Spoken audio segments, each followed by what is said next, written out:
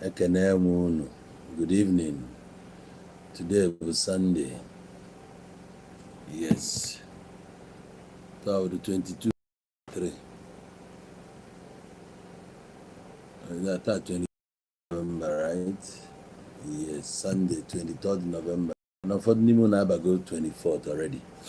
Makabofia, humble, fabulous.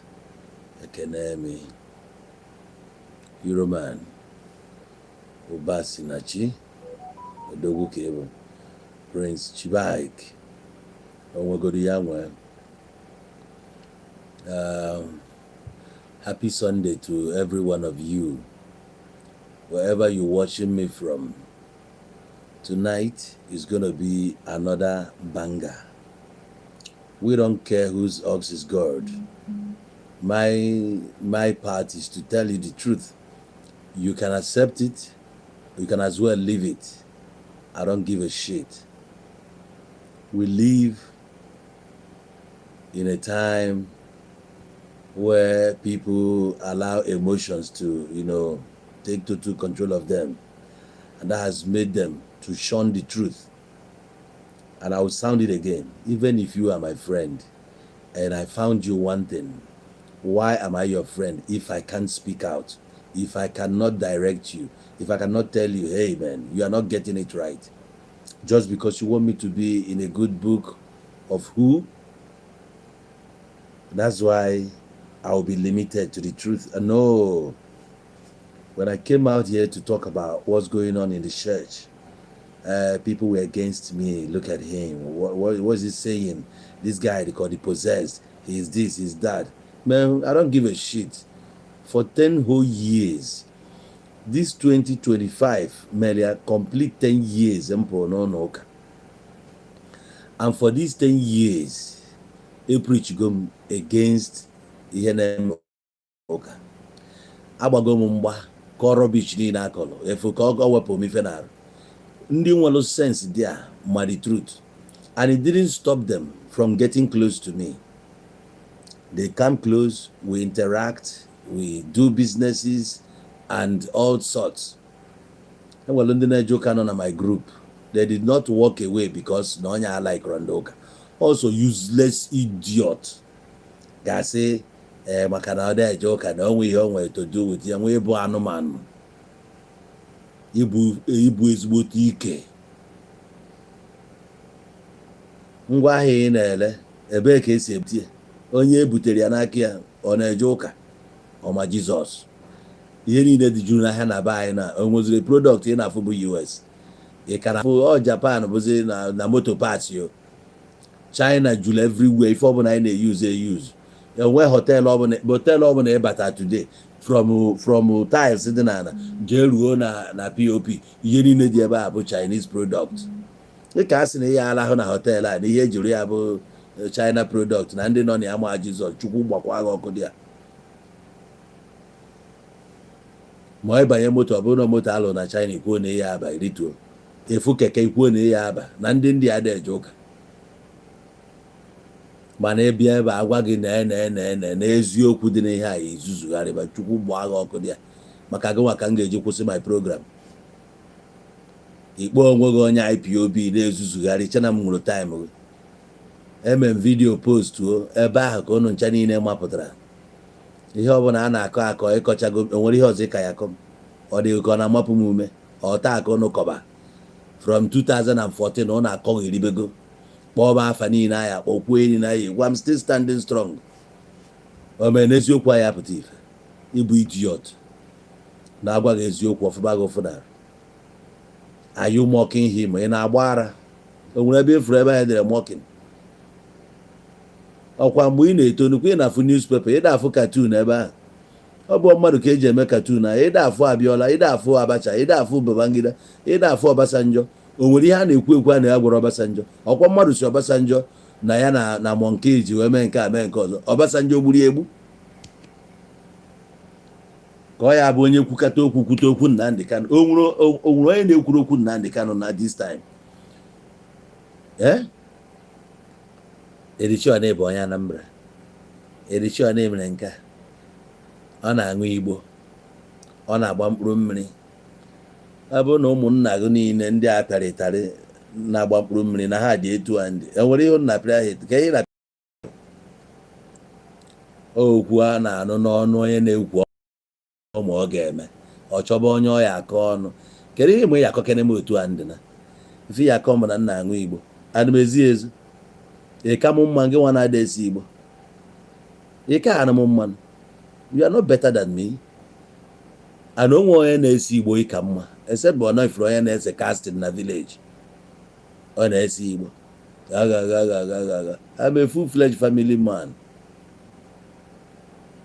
Ana onwe bụ ụbọchị ịpụta asị gị na-atụ n'afọ m ebe moto jam n'ọmụmụ nke a mere m na Igbo ka m jere se.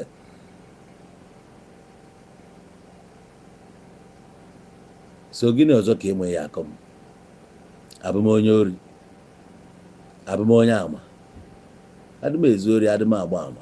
So ka ife enwe ya akọkere m?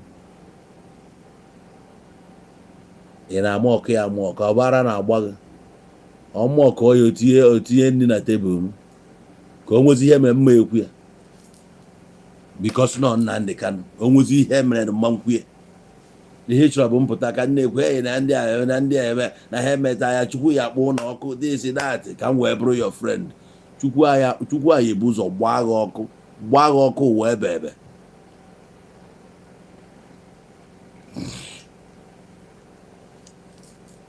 ụmụ anụmanụ.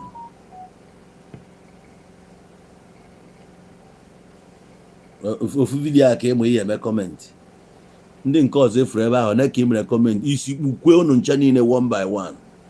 Ọkwa ịfụ mgbe e mere ezigbo vidiyo ime anya is right ịfụ anya na-achọgharị asịrị ịfụgonu nke a asịrị eke gị ume ịbịa ide onye nke a bịa ode I didn't expect this from you. Kedu ihe ị na-eme expect from me? Ị makwana m bụ Sabo? Kedu awe na m bụ Sabo? What are you expecting from Sabotua? What do you expect? Ụmụ anụmanụ.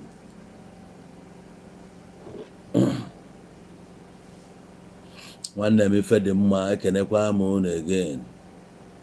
Ekene m unu. Onye kpọrọ Sabo ka ị na-eme expect ka gịnị ya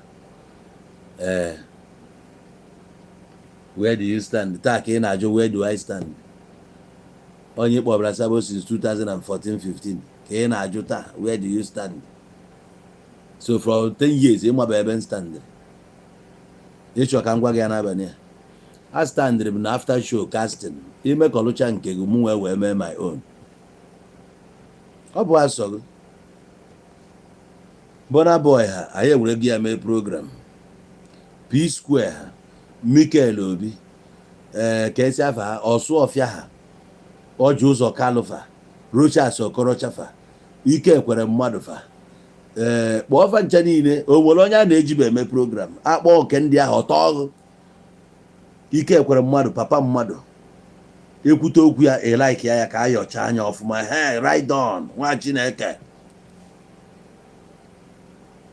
tebụl ahụ atọ ọnụ saịdị ego na a na-ewe na-adọka gị agba ka ihe m kwuru ebe ahụ dị njọ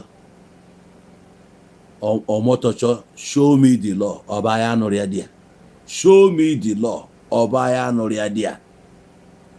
Ife m kwuru na-agbaka gị isi bụ na nsị na ọka ịmara na ị nwere ike ije nga at any time and gekwa ntị ka m mee ya clear to you na-ege ntị ọfụma na Naijiria na ebe a akwa ịkpọrọ ya zoo o ruo na tọn gụ don't ever expect ka ekpeelu gị clear judgment maka na ịma already ya ka iji kpọọ ya zoo. Ọ ga-afụ gị chenjie ka ọ ga-abịa ịpụta echi ihe ọbụla ị na-eme onwe onye si ọ gaghị uche godi ya ị ga-enya ntị. Nke a na-eme o nwekwa ndị na-akpọ m na fon na ọ bụrụ ma obi ya nyasị gị na gị wepụ ọnụ na nke a na gị wepụ ọnụ na nke a na gị wepụ ọnụ na nke a. I have to be diplomatic n'ife ọbụla m na-eme. M chọọ ịgwa federal gọọmenti okwu mama maazị ka m mesigwu ya ntọọnụ ya to comedy kwuo ife nche ikwu nche ịgwa my own governor okwu ma amaghị ihe m mee ya na comedy. I must pass that message. Rapụzi aka nsi wee pass ya nya ka nna pass kwara gị this night. If you want to ịkọ ọnụ ị na-akọ dị ọnụ ị nọrọkwa na abroad ahụ ị nọ feel only the untouchable filu na aya enwetanwu nọrọ ebe a na-agba ileghu tatata na-akọ rọbish ịkọchakwa ya wonde agụ gbakwa gị ebe a don't say asị na because na ịma na ọ ga-eme ụbọchị ị ga-ama na ndị polisi n'ọrụ bụ ịda n'airport. ụfọdụ bụ n'airport ka a nọkoro ha ndị na-ama adụ their faces mana a na-agwa gị you no go here until ụbọchị o set ya. ihe niile a gwara ụnụ n'ụwa ọnwa nke ụnụ nụrụ na kpuo n'ụlọ ejuru ajụ agbagbuo mmadụ na kpuo n'ụlọ ejuru ajụ ebukọrọ ndị mmadụ ihe ebube agụ waịpụrụ n'Imo steeti. onye mụ na ya bi n'ụlọ na South Africa egbe ka a gbara ya na Naịjirịa ebe a gbara ya egbe so many years ago maka na onye ori o jele ori bịa na idekwuo mmụọ rọbish ya connect ka ọ gịnị mblọk kwago idewo mmụọ nonsense ebe a mblọk oge ebe a bụkwa IPOB this thing abụkwa Radio Biafra ide rọbish ebe a na block you. So this guy oge ndị bakasi bịa ka a gbara ya egbe o buru dị mgbọ wee na mụ na ya biri n'ụlọ emu ihe o ji wee dị ndụ wee ruo taa bụ na o megharịrị ozugbo nkwụcha abụrụ ụjọ onwe ka o si dị ị na-anya fụ n'ọdịgo ka o si dị mana nke gị bụ na agwaghị you no go here onye na-ekwu ihe a ọ bụrụ your supreme leader that's why na ihe ege ntị mana when the chips are down ịghọta ihe a na-ekwu. From the day agụ gbara Simon ịkpata ihe n'ime ị ka na-anụ autopilot ọkwa ebe niile jụrụ oyi zuzugharịba ị na-eje nye anyị Biafra anyị kwa agụ nweta since how many years a nọkata ofu onye ọcha de ha na anything concerning Biafra. God bless you ya ka mama na-eji wee kwuo okwu n'ala Igbo nkwuo okwu n'ala Igbo nke nwa bụ onye Biafra mapụta bịa ka igoro dị okwu o nwere jikọrọ mụ na gị adịmeme ihe Biafra.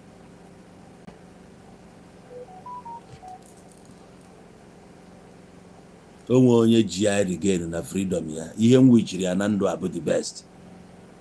I wish him all the best. Ịka m ekpere ya ekpere ịka m wichi ya the wish ya well. Most of you achọghị contribution ime ekiri ebe ọ nọ emere more than you. Emere more than ngenwa feel na-ebu member ya. I refuse to be his member because na I cannot accept that messages on a pass. Ọ pasịrị message tọrọ ụtọ from the beginning which made a lot of people to love him. Ogo deviatory you don't expect onye ọbụla to stay there. Onye sizi na ya na ịkpọ ya sabo onye ka ịbụdo gị nwa na-akpọdo mmadụ sabo who you be. Abịa na n'Igbo agụba agụnye iso na onye na-akpọ mmadụ sabo gị nwa na sabotage ihe ọma na-abịa na n'Igbo. The only time I nwere opportunity ka Peter Obi banye di ya ịsabotaji ya na kwuo na ya eme election chukwu gbakwa ụnụ ncha niile ọkụ ọkwa onye tụọ vootu ọ na-abụ ugwu Awụsa ụlọ echefuo ya onye tụọ vootu ọ na-abụ ugwu Awụsa unu sabotajiri bịa hia jụ na ya eme election evonu ka eje rejista ya na ụnụ ajụ eru ha na Anambra no election na Anambra ọ rọbish ya mere anyị ji wee nọrọ etu anyị si nọ na Anambra. Ị sabotaji akpọ mmadụ sabo gị nwaazị na onwe gị ma na ibu a big sabo. Ọ bụrụ na Peter Obi bara ebe a Tinubu nọ na ịma ihe karịa ime akara ịtụ Nnamdi Kanu nga akara ịtụ ya nga mana iko ahụ iji ama ka eji magharịwe. What goes around comes around. Peter Obi adịrọ mma anyị nwa ka ị kpọrọ Obi idiot na-egwara anyị na Peter Obi can never smell there this that na ihe na-ewichi nwanne gị mana mmezie vidio abụrụ m onye na-ewichi Nnamdi Kanu bad bụrụ sabo chukwu gbaa gị ọkụ machie gị ọnụ gị awụsoro teepu ebe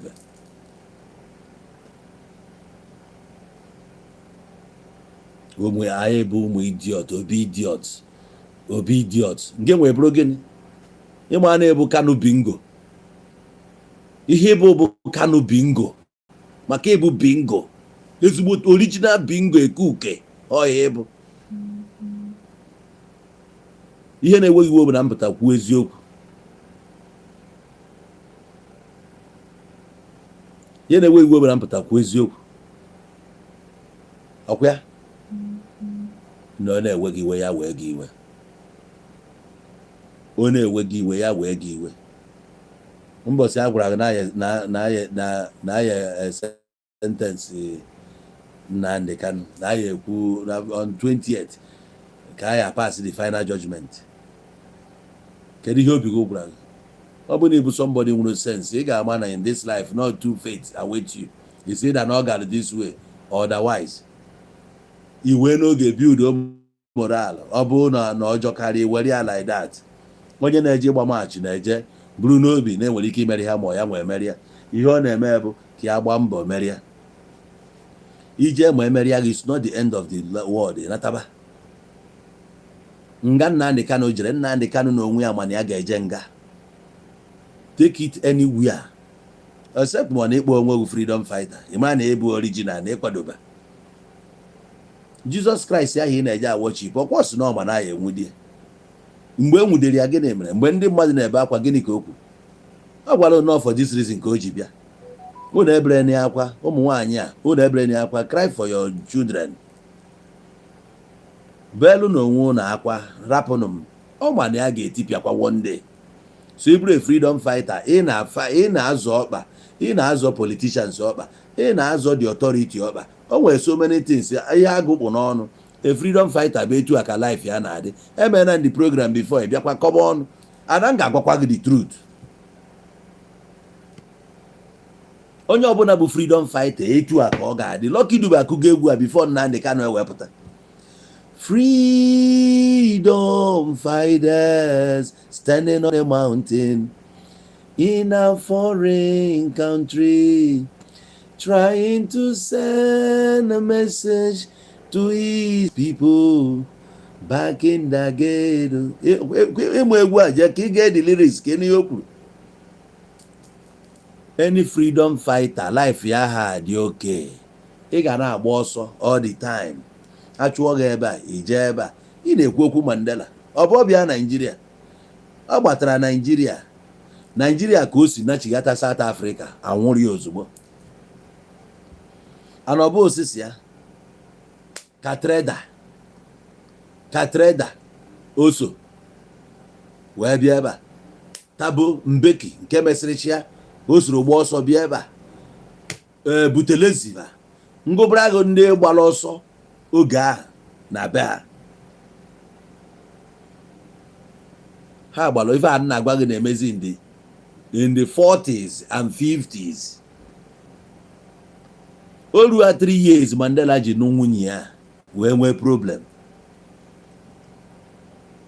Ọ bịachaa Naijiria ebe a evu n'oge Mandela na-abịa Naijiria o chenjiri afịa na paspọtụ o chenjiri afịa zaa afọ ọzọ were another nationality wee zopụ onwe ya ezopụrụ ezopụ ọ wee bịa Naijiria. Ndị ọcha nwekwa idea nekwa ihe na-eme ozugbo si Naijiria na-emove na-erute di a aghọrọ ya n'elu otu a ka o si wee jee nga. O jee nga ahụ ọ nọgidere nga ahụ o nwere ndị nwụrụ na nga ọ bụ osisi ya ka enwere ndị atụrụ ya na ya nga di a ihe ọ kụrụ bụ 27 years. So mgbe o ji wepụtazie ị na-anụ about Mandela ihe ọ nọrọ bụ 27 years ọ ihe ọ nọrọ n'ime. So ọ bụ na ị na-akwado na ị chọrọ ịbụ a freedom fighter ihe mere enwude gị ibebe akwa enwude gị ịmarago nọ ihe ọ ga-abụ and ịma na one day it will happen. Ife na-agwa gị bụ ka obi kachite obi.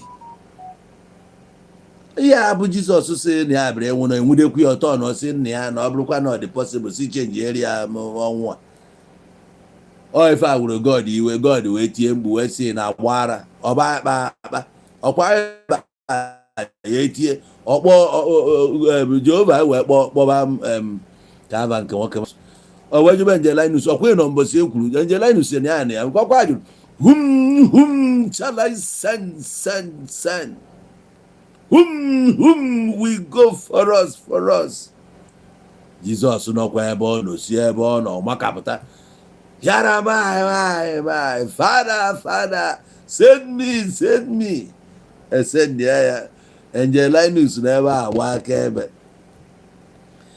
ngị nwa bụkwa onye na ebe a na-anụ ihe m na-ekwu ị ga-akwadokwa echi iburu egbe ịkwadokwa echi ma ọ na ị ga-eme nke a na ị na-abịa ka ilibreti nekwa ihe ga-eme gị the only way ị ga-eji wee na free bụ na ije je bido your own political party ma ọ join nke na-anọ Peter Obi onwa pati niile onwa nke bụ ka ya PDP abụghị ya nwe ya Labour Party abụghị ya nwe eji gịrị nwa ọ nọ n'ime ya onye ya nwe ya you must go through that process ma eju na ihe eme na ị ga-abụ freedom fighter mara na-etu a ka ndụ ndị freedom fighters si adị you can go at any time ọ na-akọta ya n'ọnụ agbata ya na mgba ebe ịkọ ọnụ na channel m bụ you are wasting your time ihe a m gwara bụ ihe ọ ga-abụ ebubo ụzọ kọwalụ gị onye a na-akpọ Adakaboro egburu ya egbu jee na-agụ your history bifo ị na-ekwu okwu na-echọrọ ka ị gbawara na-echọrọ ka ị gbuwa Naijiria na-echọrọ ime nka ị ga-enwerịrị some people nọ na echelon ga na-aga ịdịgụ ka ife bụ the next step a na-asịgụ pịa ya ona ị ga-aja ọsụma kapụta fiilu ọ dịa nke nwa capacity of this country you know how many countries nwere interest na this country onye abụ ife na-amarọ ịma ndị ị na-emebiri ọrụ so bifo ị ga ọkwa isi ka nwa ehi ọnwa mpio isi na-ebu ogidi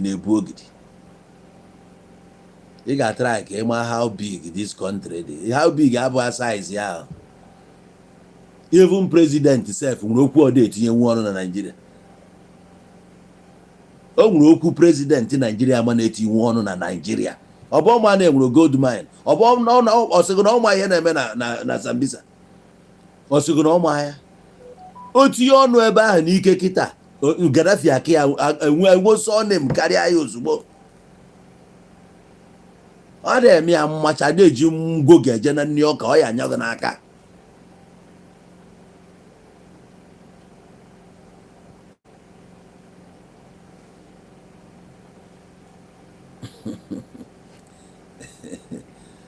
so Chimezie ịma abata Angelinus ya na-ejekwa ụka onye enwekwa ihe ọma okwu niile m na-ekwu nkwuo ya o mesịkwa the thing will come to pass ọ maka na nna eme na-ekwu okwu nna njakịrị you no go take am serious mana ndị ma ihe na-eme ma time m pass my message anyị gwurube egwu anyị na-egwu when I need to pass my message ya ama na ma pass go the message maybe ihe na-eme mana emesịa you go see am dey happen ajụrụ m ajụjụ so many times in the past all these lawyers anyị na-afụ ọ ndị anyị ga-etake serious unu ọfụrụ ife Aloy unu afụrụ ife Ifeanyị Ejiofor unu afụrụ ihe Ifeanyị Ejiofor ọ dị iche na ife nkwu ọmụsụ Ifeanyị dee the thing na me tell am make e write am na these people enwe capacity ndị a nne n'anya enwe what it takes ha enwere ya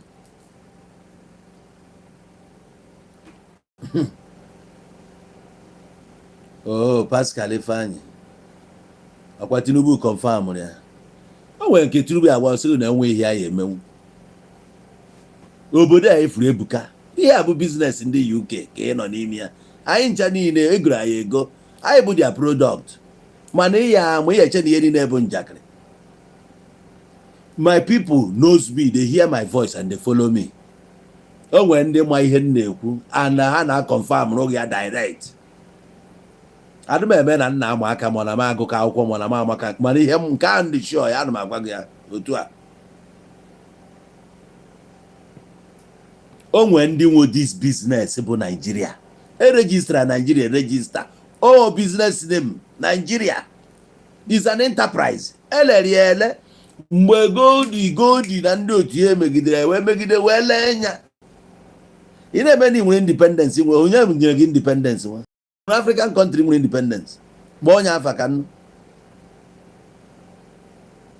ọ maka na ị na-eme your own constitution operate bụ ihe ị na-eme constitution gị operate onye abụ mere gị iji wee bụrụ independent bịa independence nwe ihe dịka independence na Africa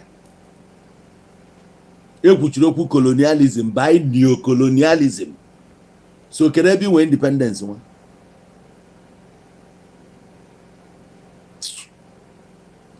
ebe aka na-eti iwu sef na achọzi aka e were any other language ka a na-asụ ya n'ọsọ English ka eji wee na-akụzi nke a ma nke ọzọ ma nke ọzọ isi na nwere ebe ị na-eje aka nwere enwe na why not introduce your own language ka ọ ya bụ ị na-akụziri m sayensị a ka m na-aghọta ya ọfụma ọ dịnụ a na-akọgherisi ị na-agwa mmadụ na ndị enwelu ndị nọ onye ọbụla abịa na Naịjirịa na anyị na-aya bụ mmadụ butere ya anọ nwere reason eji tiri ya ka ha wee mee ka ị mụọ money onweghị oge a chọrọ ka ị na-eri nri onweghị oge a chọrọ ka ị dị mma n'obodo a mmadụ rụrụ kọmputa alụchaa kọmputa lụọ virus tii ya ka o wee lee antivirus ọlụ ka anọkata agbari gị ofu ọya ị na-ayazi dị ọya ha wee wetazie ọgwụ a ga-eji na kọntrolu dị ọya bụrụ na ọ ka agwọ onye agwọ mana a na-akọwara gị n'ogo listen na onye na-ekwu okwu a n'osere Igbo gịnị mezie gị nwa na-esere onwere ihe nọgo na brain what do you know ụfọdụ anọba wit ndị ọcha for the first time ọ bụkwa anọ na gịnị anọrọ na tebụl nọọ gịnị ịda anọ steady na-akpa nkata nọrọ n'ofu forum ị na ọ bụ forum eweta m nkwọ Nnewi na-akụgheri asịrị ya nwere ezigbo forum ị nọ ndị ọcha nọsịn ya a na-akọmpiti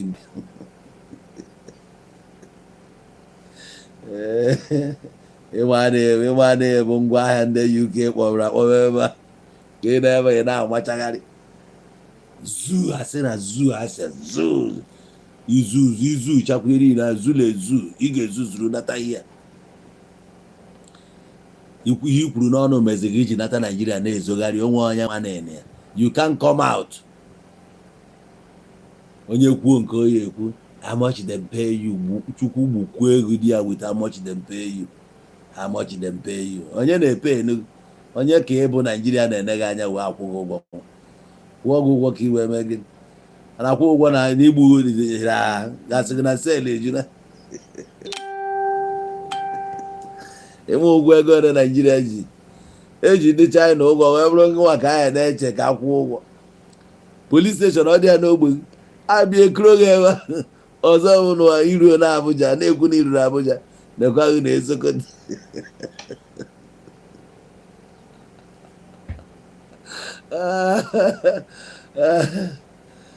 oge a na-enwe tụọ vootu na ugwu nkịta agba onye tụọ vootu naba Sokoto onye tụọ vootu naba Sokoto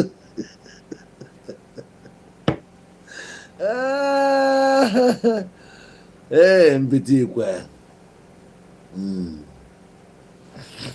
enwere ihe a na-akpọ reality hapụ mmacha anyị na-amachagharị enwere ihe bụ reality ana ị ga-ama eziokwu ofu ajụjụ m jụrụ gị imere chee na m echefuo na I go repeat am again this night ọ bụrụ na zoo ịkpọrọ Nigeria bụ zoo no frustrate ego iwe ya akpataghị ego ọnọdụ gị adịrọ mma ajụjụ m na-ajụ gị kịta bụ o kọntrị ahụ ibi ọ dị kọntrị frustrate kwuru na inwe ego ọ dị kọntrị ịnọkwu n'ime ya frustrate ka ọ frustration ibu Nigeria mere gị affect ebe a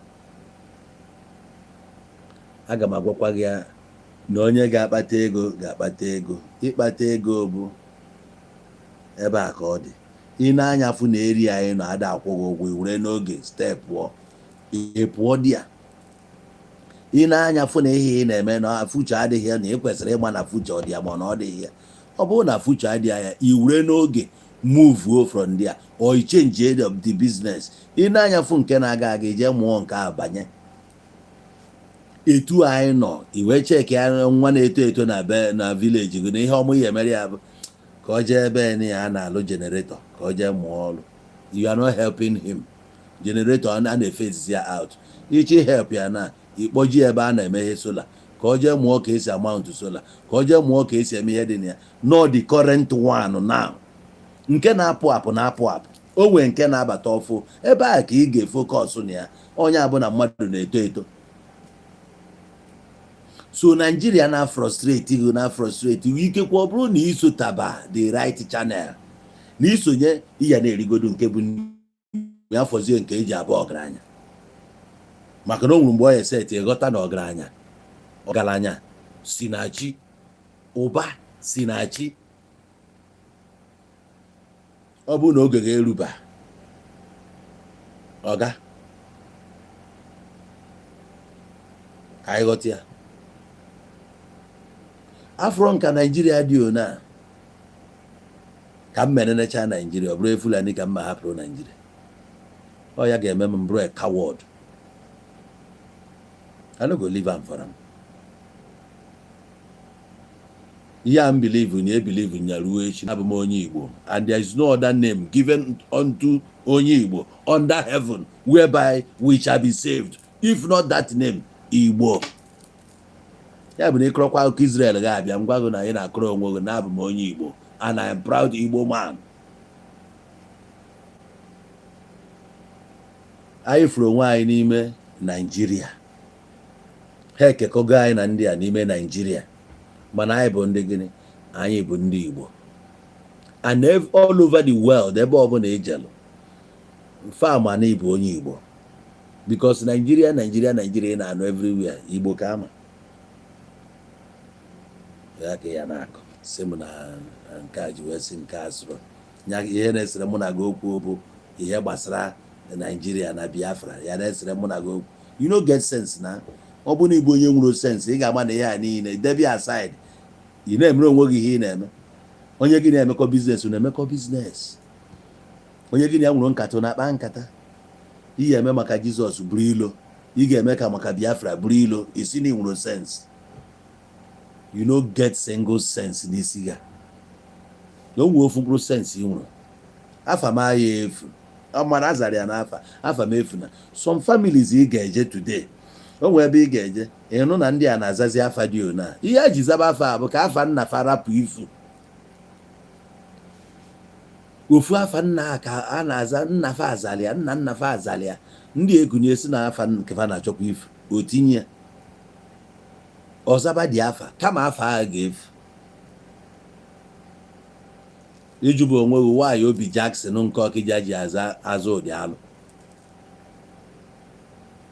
Azụdị Alụ Obi Ejesi bụ their grandfather na afọ ha dị very big na aza dị afa.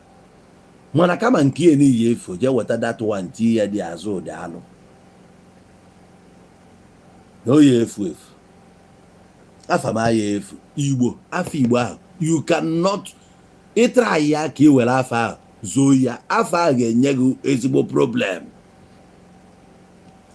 Ndị ụfọdụ atrai gị ya nwee problem. You cannot bury that name Igbo. If you dare iwe problem.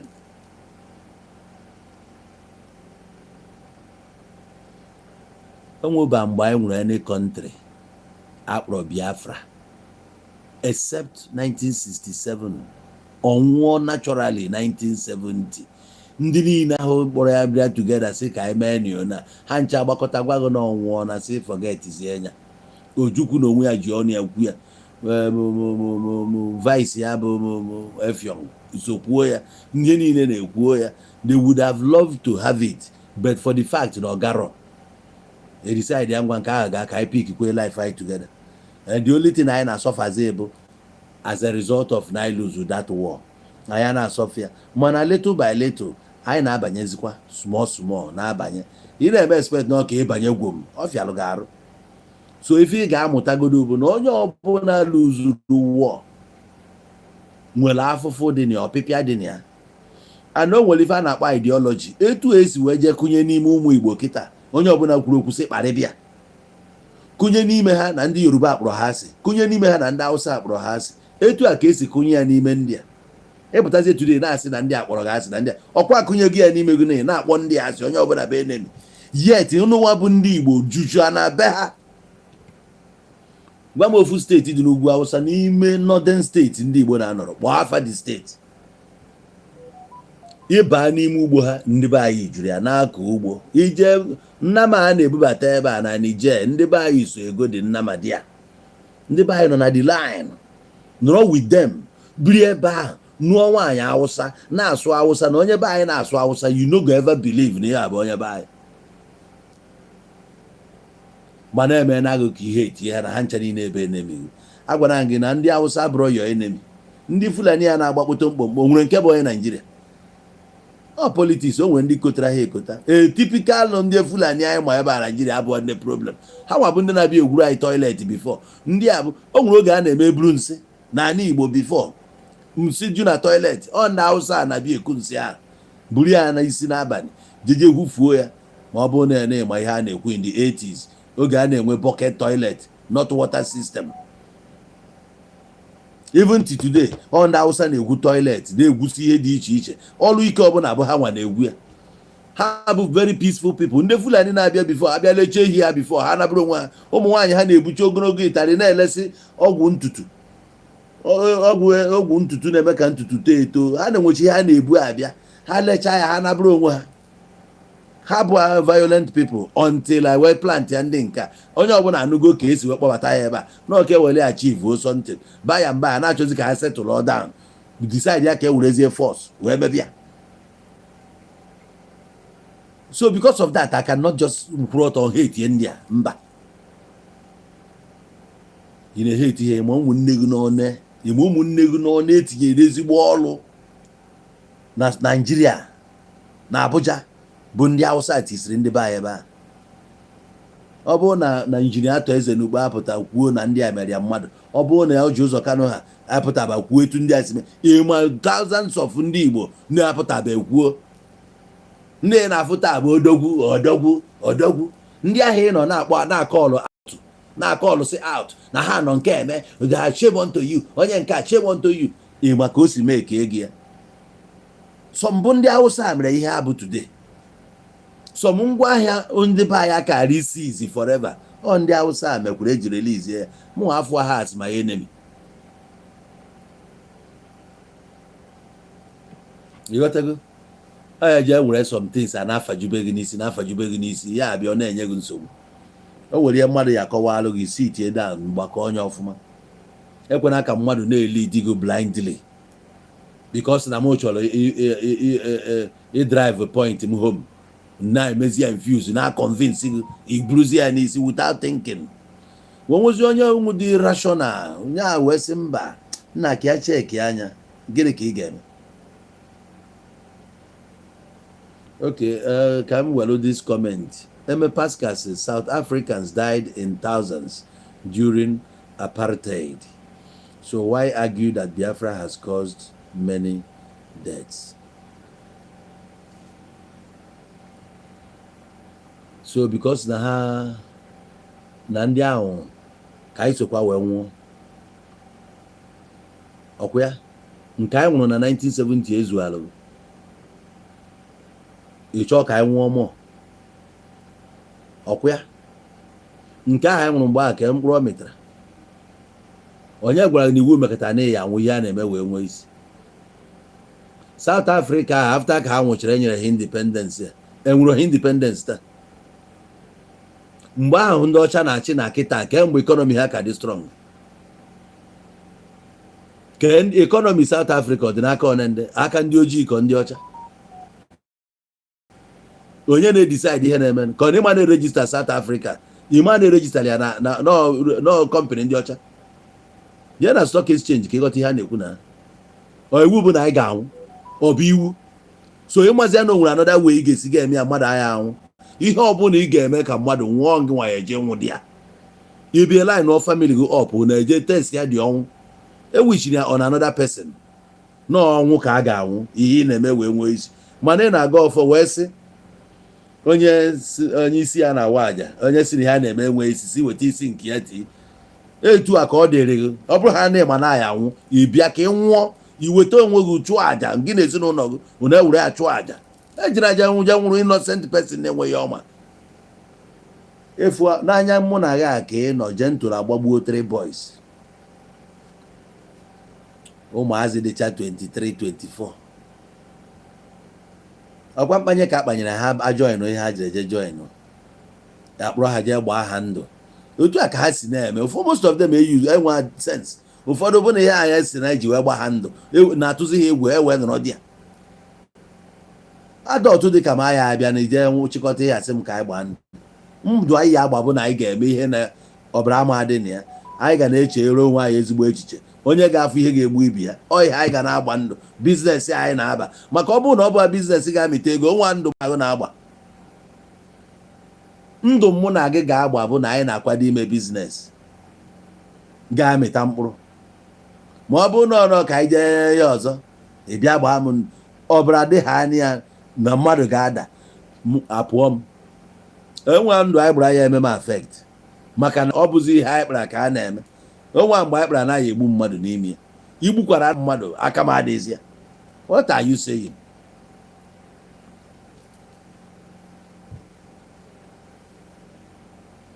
enu kịta ịfụrụ na ndị ọcha na onwe ha ada agbazi egbe be ha bikos na be ha maa na mma onwe onye chọrọ ka agba egbe be ha na UK na-aya ekwenata na ya bịa egbe be ha America bifo na plan ka bịa ha eburu ụzọ bịa na be bịa gbarie ebe ha chọọ ka be ha mara mma ka emebie ya ọ bụrụ na amụọ nago mgbe a nụrụ World War II nna agwụ nnụnụ bụsị ụmụazị mgbe a nụrụ World War II jee na France Paris agba ha chakakpo dị capture the place n'obodo amaka ahụ maka achọghị ka agbalịsi anything a surrender ozugbo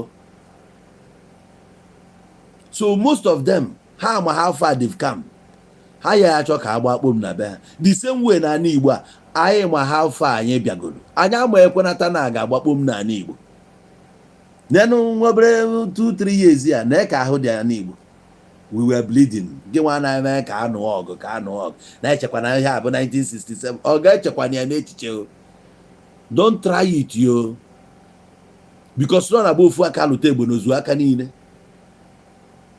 ikunikwe echi na-emapụta eroluo tankị bịakwa na ana Igbo ebidokwa n'isi gbabube ndị mmadụ anyị pụta si na ya achọ ihe a anyị abụrụ sabụ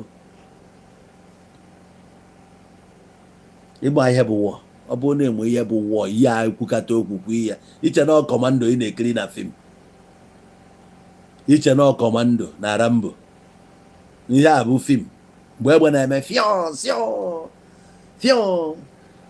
sụsọ kọmando ga-eje mebie ofu obodo mgbe a ka esi afa ha Rambo kedu nke ọzọ onwe nke a nwụrụ mọzụ mgbe a fim ndị 1970 something gbaa ka a na-afụ ya ọ bụrụ ka enu kịta nekene otu abịrịba dị arụgidere abịrịba arụkpọ ọnya anyị na-ajụ which country be this ebe a ka ya ama mara Nigeria nwere Air Force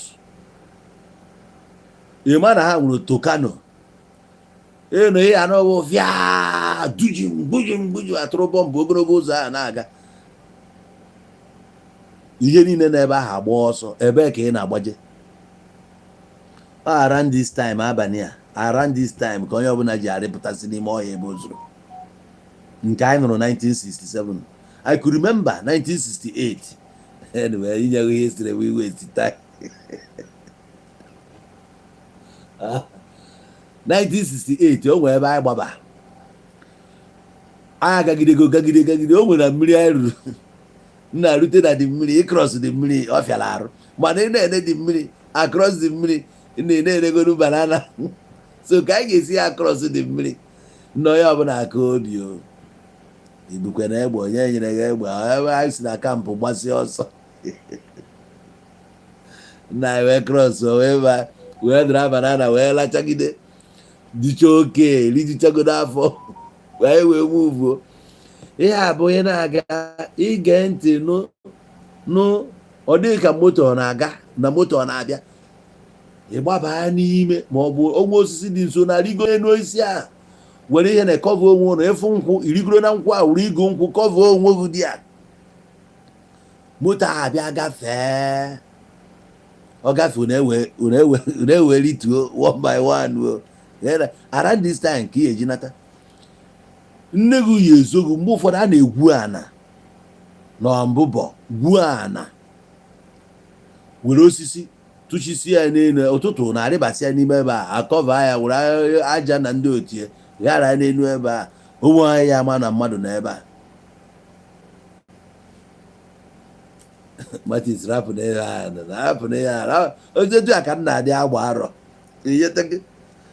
so etu a ị na-ezo nzuzo ị na-abụ pawa ka eji eji ya ka egbe ị nwụrụ ị na-eme ị na-eje n'ụwa ị ga-eme nke ị ga-edestroy ị ga-eme nke a mee nke a otu ahụ na-eji ịchara ngwa ọgụ ihe eji anụso Naijiria bụ nke a na-atụkọ ego atụkọ, ọ bụ nke a na-atụ ego onye abụ na-atụkọtaba ego ego eji ego ngwa ọgụ abụ nke a na-atụ atụ otu a mmanụ dị abịanụ mere ebe mmanụ a na-ebu ya na barrels a na-asọplai ụnụ ihe niile bụ nsọplai plenu ha ka eji fee ya febata ya na be ụnụ, ọ bụ ya iji egbe ya na plenu ga na-ebu ya ọbịa ọ daa na be ụnụ edischarge ya ebusasịa ya unit by unit command by command battalion by battalion etu a ka esi busasịa ya etrenu ụnụ army training abụkwa ya mụnwa na onwe m was a brigade so ama m army drills and everything concerning that thing eje na camp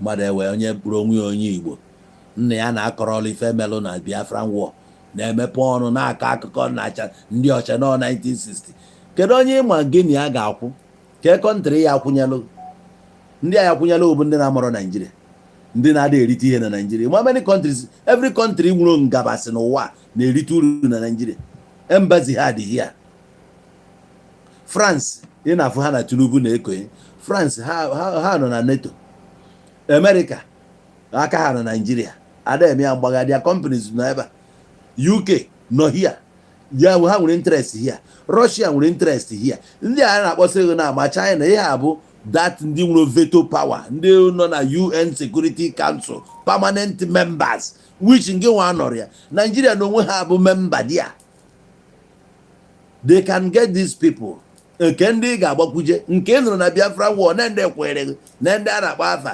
Haiti Cote d'Ivoire Gabon bụ ndị nwụrụ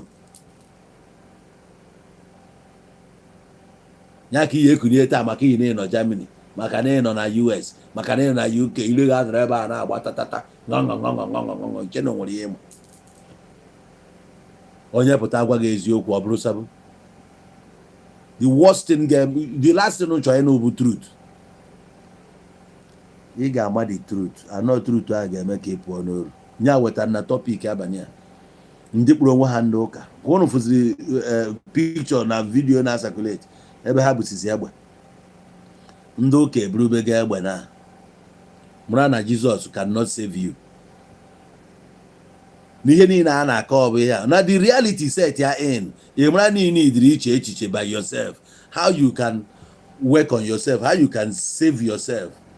Jesus is the onye gwara na Jesus a ga-esave gị achọ ka inwe ndụ ọ chọrọ ka ị bụrụ ụzọ mbi ya ka o ji wee na-agwa gị na imaginary being ga-esave gị gosi gị call upon me in times of trouble for I will deliver you. Trouble niile na-enweta ifugo na ụnụ na-achọzi ịba into extinction anụ na afugo na ụmụ ụnụ bụ etu a ka esikwe wipe echi ọ bụ mmadụ gwazi ha ji echọrọ egbe na nwa obere oge na everybody na Nigeria ga-enwe AK-47 na watch ya ga-eme nwa obere oge onye ọbụla ga-enwe ya igro nke gị mara ebe ihe edebe ya ụbọchị ọset ya ịzọba onwe gị anyị afụgo na pictures ndị ụka buchi ya onye eburu nke onye eburu nke onye eburu nke onye eburu a na-eri ego one ị ga-eji nọrọ ndị Fulani wee bụrụ na ha ka ya n'ahịa ha. Ụnụ afụ n'ime ụlọ ụka ahụ na-eje na a na-egbusisi ụnụ achịghị ịgbara onwe ụnụ mbọ. Ụnụ anọrọ wee na-eche the political wing ụnụ a na-akpọ CAN, Christian Association of Nigeria, ka ụnụ na-eche na ọha nwa ga-ekwu na-agwaghị na ndị ụka niile bụ idiot na onwa nke nwere sensị. Ọ bụrụ na nna eme ha mkparị, i nwere sensị wee ka nọrọ di ya efu na onwa nchekwaba dị di ya. Onye na-echekwaba ebe ka ifuru Jizọs wit ihe niile ọkwa mụ Satan si ya ngwa ya si n'elu ebe a fepụ ka ihe a edere na Baịbụl mezuo. I will send my angels to keep charge over you.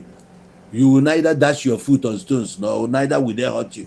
Ọkwa si ya mee ya si ya, do not tempt the Lord your God. Jizọs agbana use sense ya. Nke nwa abụzi mmadụ nọ ndụ kịta kama ya use sense gị wechakọmi ahịrị Jizọs ti mgbọdọmbọ ọzọwọrọ ọna ọkwara ụzọ n'ịkpa, o ji akpa ntumere pilo, o ji nke a mere nka ya zọbanụgo the author and finisher of your faith, the savior of the world, your last hope.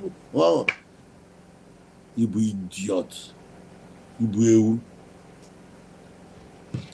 Ejina nwayọ baa n'ụlọ kwa afọ nka VDM kwuru wesị na ya bụrụ gọvanọ ma ya bụ prezident na ya pịara ịmakwa mgbe m kwuru that word, ịmakwa mgbe m kwuburu okwu a from 2015 ka m sịrị na ọ bụrụ na ọmụnwa bụ prezident, nwa anụghị n'ilo wee nụghị praise the Lord n'ilo nga ka ị na-eje ana onwe ofu mkpụrụ na ụka ga-anọ m ga-emeki sure na m pịatuo ha ncha niile, pịatuo ya complete zọ flawa ebe ahụ. I wee nụghị ka ị mere ala bifo ị na-eme ka ị na-eme akụwapụ nga agba. Onwe ofu mkpụrụ mosque ya akwụ ebe a.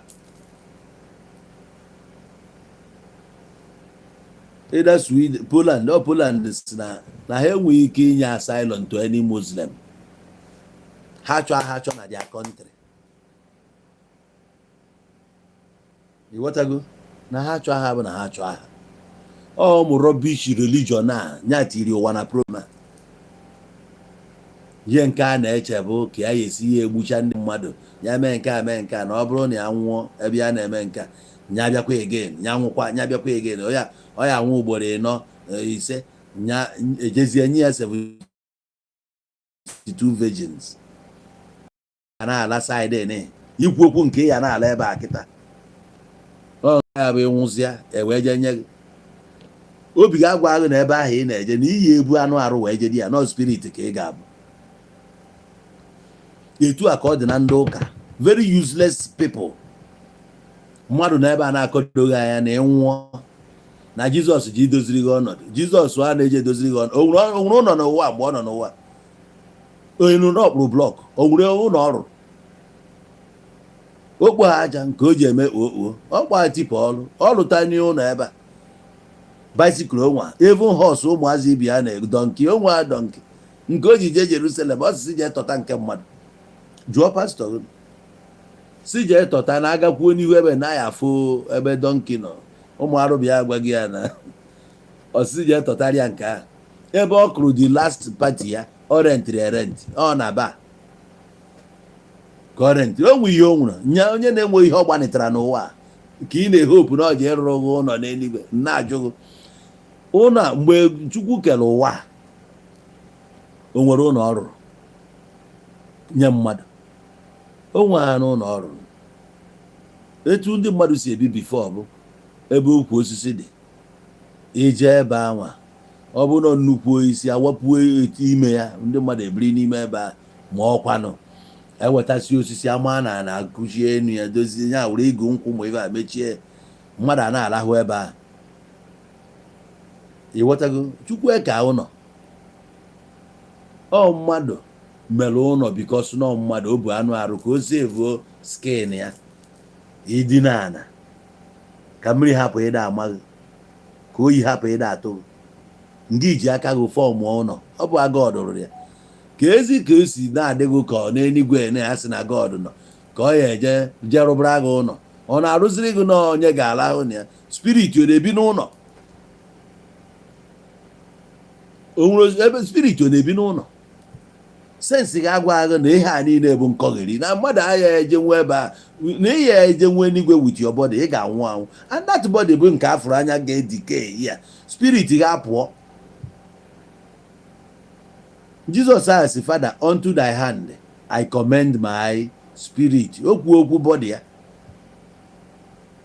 Ndị ụkọchukwu na-edo maasị ọ sịghị na anyị na-arara mkpụrụ obi onye a nyefee n'aka Chineke, nara akwa arụ ya tinye n'ala.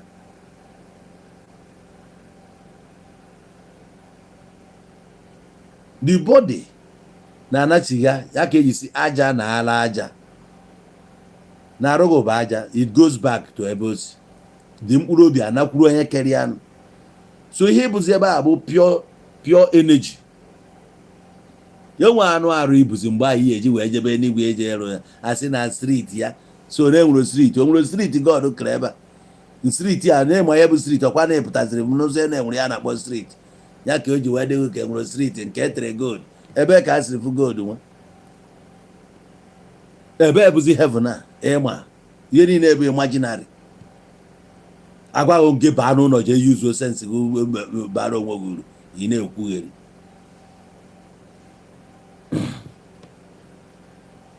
What I'm trying to say bụ na enwe ihe dị ka enigwe to start with. Enwe ihe a na-akpọ enigwe ana onwe onye dị onwe mmadụ a human being ga-eje any other place with anụ ahụ ya. Echi ịpụ n'ụwa anụ arụ ga-abụ ebe a ka ọ ga-anọ lekasị ya. So onwe ihe dị ka na-eje arụ ọrụ gị nọ n'enigwe. So onye Muslim nọ na-ekwugheri na-ajụ how many God ka e nwere? Allah dị iche na God. Ka ezi ka Allah si wee kpọọ ndị nke a si ha na-enye ha 72 virgin eruo n'aka ndị Kristian onwa nke ha ketara. Ọnọdụ God na-ekwu ụdị okwu a efu na ihe a bụ religion eji confuse unu ncha niile. The same God ahụ onye unu kpọrọ ala nke a kpọọ ya nka gwara nke ndị Muslim ha aṅụ na mmanya, ha na-aṅụ mmanya, gwakwuzie nke ndị Kristian ha aṅụ mmanya, ha na-aṅụ wine, ndị nke ha aṅụ ofu God ahụ. Unu ncha niile ha batara n'ụlọ were ndụ unu mere ihe.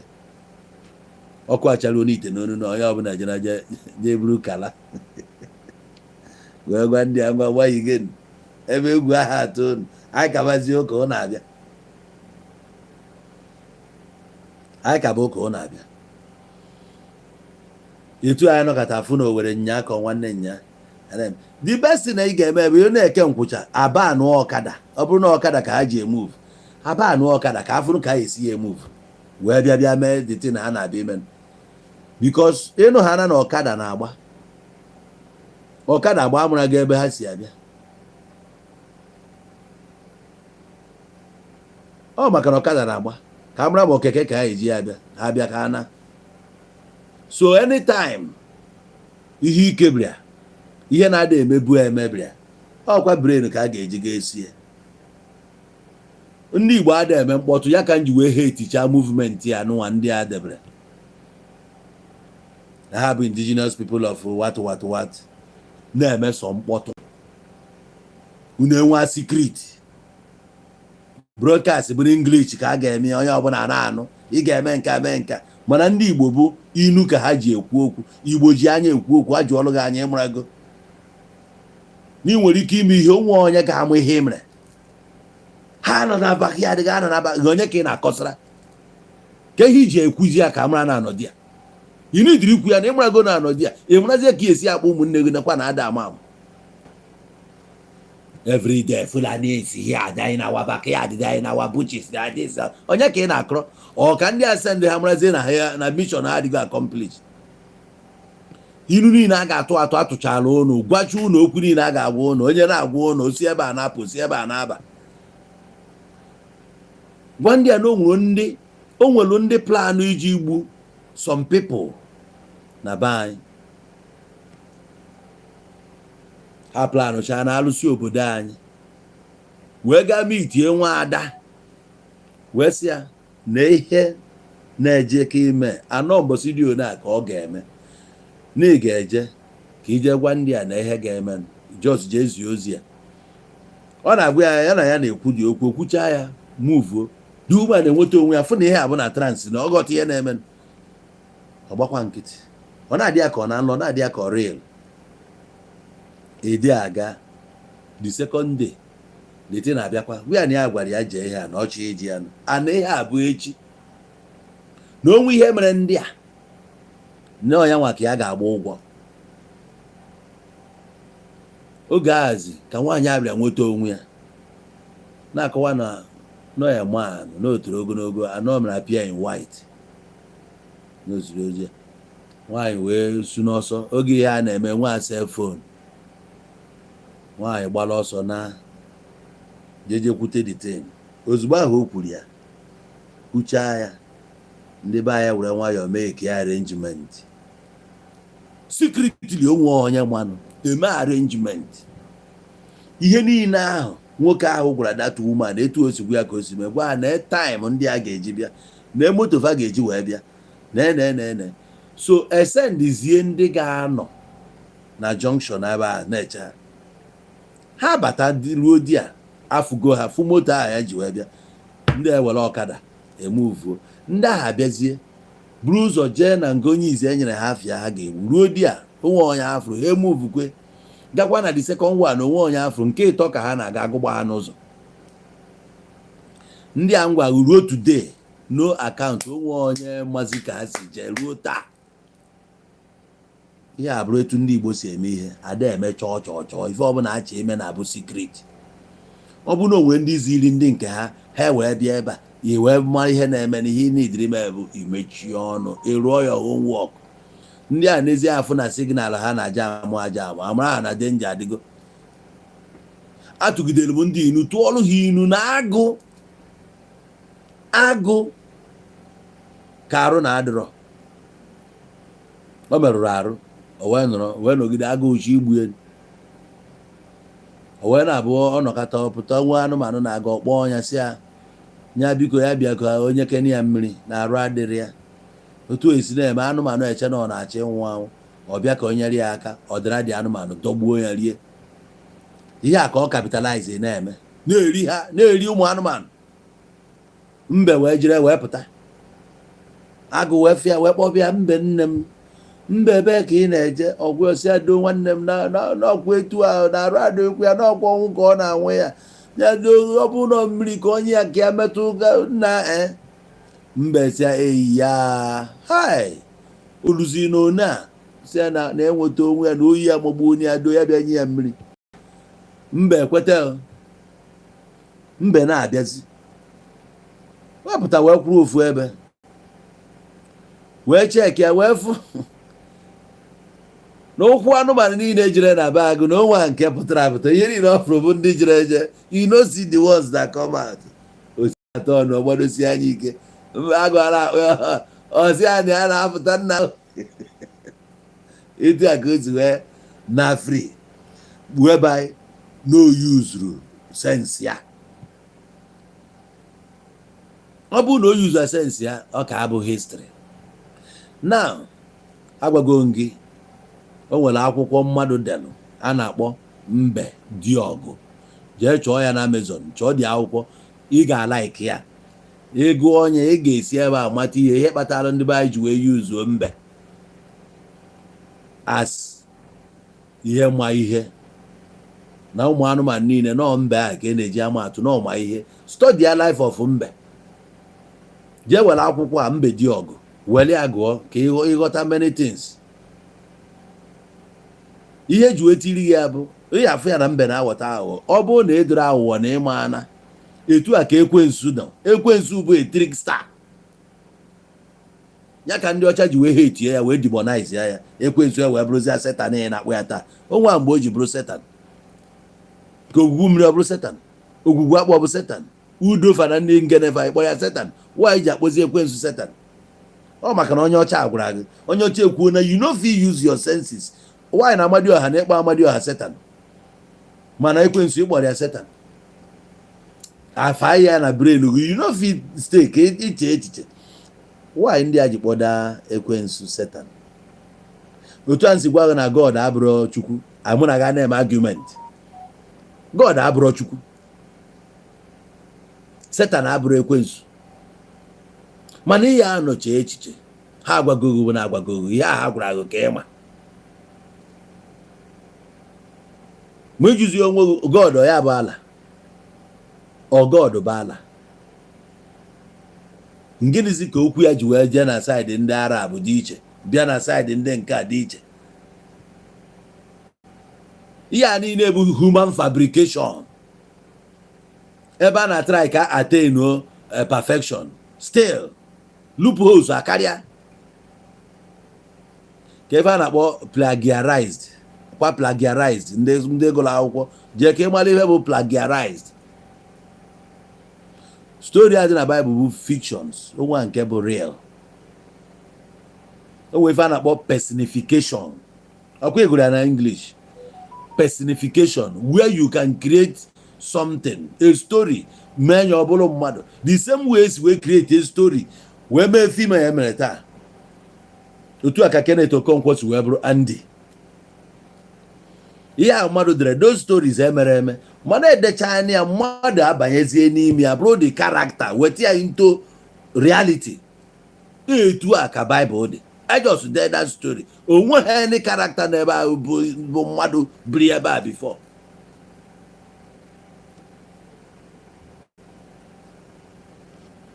Ndị abịa kọọlụ nke a isoro akọ nke isoro akọdosicha gha anya onwezi ya nke ịmụ ị na-eme nya ka iji bụrụ kata onye Igbo bụrụ onye Biafra. Ọ bụrụ ihe na-esere gị na nwanne gị Igbo ahụ ịbụzi ịchọzi ya, ihe ị chọrọ bụ ka ị bụrụzi onye Biafra. Nsị gị na m achọ ihe ị na-akọ na ihe mma bụ na mba onye Igbo na-asụ Igbo ana afọ ahụ na-emepe ụzọ, afọ ahụ na-enye ego, any place i jere kwuo n'Igbo onye Igbo ndị ahụ anabata gị. Ha fụrụ somebody dị industrious, ha fụrụ somebody maara ihe, ha ga-anabata gị. Ma i buru efe Biafra abịa ifu na cost name ọ dị cost. Ndị Hausa wee cheta nọ maka Biafra ka eji gbusi ụmụnne ha. So many things abịa n'isi, they will hate you ozugbo. Hapụ ihe a ka ọ nwụọ naturally ka o zuo ike ka anyị zuo esi mba. Ihe ọ bụla ị ga na-eme ma ị na-eyuzu brain gị, ọ bụrụ mmadụ na-eyuzuru gị your brain, ị ma na ị nwụrụ anwụ. Ị kwesịrị ị na-eyuzu your own brain. Mụra na nke a ga-efevọ gị, na nke a ama efevọ gị, na nke a ga-efevọ gị, nke a ama efevọ gị. Iju bụ onwe gị. So ọ bụrụ na otu ana Igbo nwere over 100 million people. Ana Igbo nwere over 100 million people if you don't know. Ndị Igbo nọ in diaspora pekata mpe ya bụrụ 40 million n'ụwa niile gba gburugburu. Igbo na outside pekata mpe ya bụrụ 40 million, ma ụmụ nwoke ma ụmụ nwanyị ma ụmụ ha mụrụ amụ. Ịbatazie na Nigeria, ndị Igbo bi outside Igbo land pekata mpe ya bụrụ 30 million. Ịbatazie ana Igbo, ihe ndị nọ n'Igbo ana Igbo a ruru 50 million. Owede ka ọ bụ ngị nwa apa dịka gị.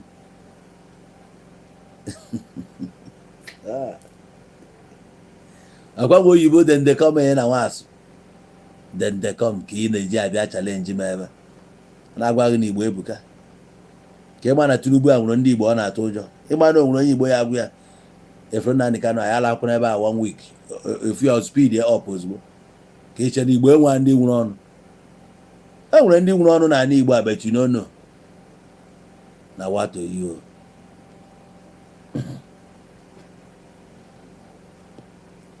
E nwere ndị nwere ọnụ and you need them before they will come for you. Ị ga-asa avụ ha, ị ga-alacha ha ike. Ọ dị izu ịmata ọgaranya. Kọntaktị a na savisi ya savisi.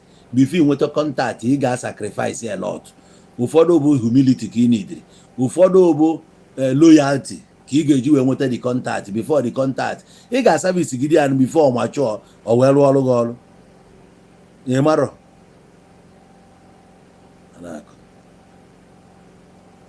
udo dị, nsogbu adịrọ. Ọ na-play out.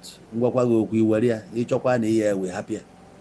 Ka ngwakwa gị ọzọ, etu a Nigeria nọ na ife ị ga na-eche bụ ihe ebe ị ya alụbanye onwe gị na Nigeria ka ihe na-agara gị normal gị na family gị. Etụgharịa na Naijiria ya afụ na ndị Igbo abụghọ the poorest. Anyị nwere ike ihe ndị ọzọ nwere na ya nwere ya, mana Chukwu nwe ebe o si agọzi mmadụ, ọ na-emekwala anyị ya. Ịchọ the smartest on ndị Igbo, the brightest on ndị Igbo, outspoken on ndị Igbo, even in education on ndị Igbo, ihe ọbụla a na-eme on ndị Igbo, in sports representations niile a na-enwe ndị Igbo na-play upper hand n'obodo a. Maamị ihe ị na-achọ, maamị ihe ị na-achọ ịma na-eji nwayọọ wee chọọ. Okwenugonu nọ na-abụ akwụla ọtọ gwujie ji etukwuruzi ana wee wepụta ya. A na-achọzi political solution. Finally, the same political solution anyị kwuru okwu ya. Segubechi ọnụ, what are you saying? Ka ihe na-akọ ihe chere ịma na ihe azụ na politics this that. Ngwa ahụ na isi unu epe na mpe na na-akọ gwa onwe gị eziokwu, isi unu opeba mpe na ihe ahụ iche na ọ dị ya possible, kwefugo na ọ dị possible. Nna agwa gị n'ụwa na-agbanye fim, na-ege ntị ọsịsọ. Onwe onye bụ n'ụwa ama na-agbanyelụ fim. Onye ọbụla nọ n'ụwa dị too small, dị too minute, ịkwụrụ n'ihu ụwa na-agwa ụwa na onwe ihe ọ ya ma epeka ọchị gbanyelụ fim o squeeze ego dịka mkpọ onwe ihe bụ ka onye asị mgbe asị we are just a pen in the hands of the creator. Enwe ihe bụ ụwa na-agbanye fim. Idebe ahụ na o nwere ọmanya agụ small, were nwayọọ mee egbenu ka o zuo olu gị nni.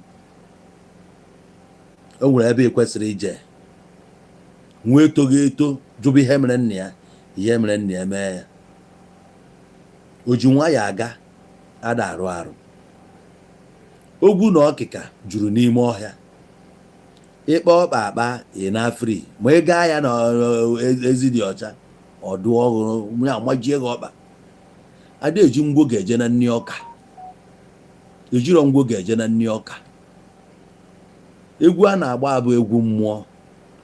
O nwere steji ị ga-eruo Naijiria mara na eriri amosu before bata na a certain place. O nwere kesi ị ga-enwe efu na lawyers ị na-idire bụ lawyers na-ata amosu, original winch ezigbote winch.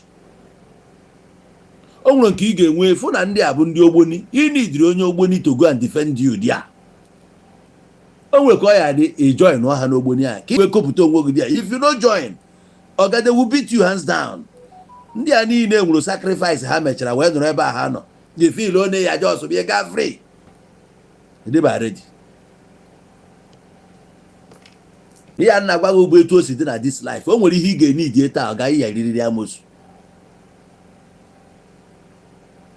Some pastors ị na n'anya rikọchara amosu. That's why o nwere ike ịnega anya gwa gị something. Without that witchcraft, you no go fit tell you that thing. Many ndị dibịa taa riri amosu. That's why no nwere ọgwụ a ga-agwọ ọlụ your family. Ihe sọrọ ọgwụ ji egwa afa, ya agbata n'iya n'afa. Eji amosu wee gwọrọ ya. Ịgbacha afa ọkọ ihe ọzọ, ijekwa ebe agba afa ọkọ ihe ọzọ. For many years, you no go see that thing.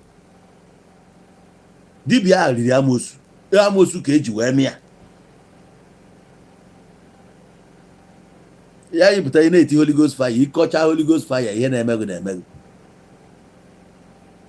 Ị chọrọ ije ịnata agụ ihe, ịdị ka mmadụ jebe. Mba, ị ga-achọ akwa agụ yiri, iwe na-eme ka agụ ewee dị too convinced, wee na-egara gị anya, iwe were ihe bụ iwe. Ije were alọ ya ejimakọ, were Maxwell ka na-eme fine boy, bido ịhafụ ọnụ, ọ na-eme social media. Nya ka ị na-echere ya bụ defend ụdị kesi ya, anọ n'enu ya, i discharge ya eho Mike Ezekome san, discharge si ndị a niile. Nna itikwe mgbu na-ajụ nna ihe anụnwa, nna ka pata ndị ha.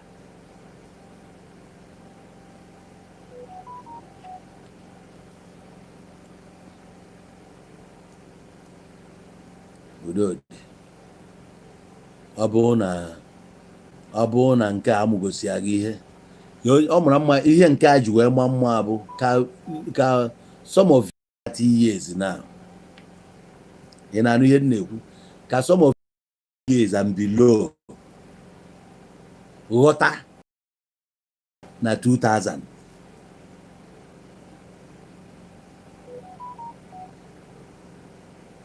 ị na-anụ ihe m na-ekwu ka ịghọta ihe mere na 2000 from 2000 to 2008 or 2009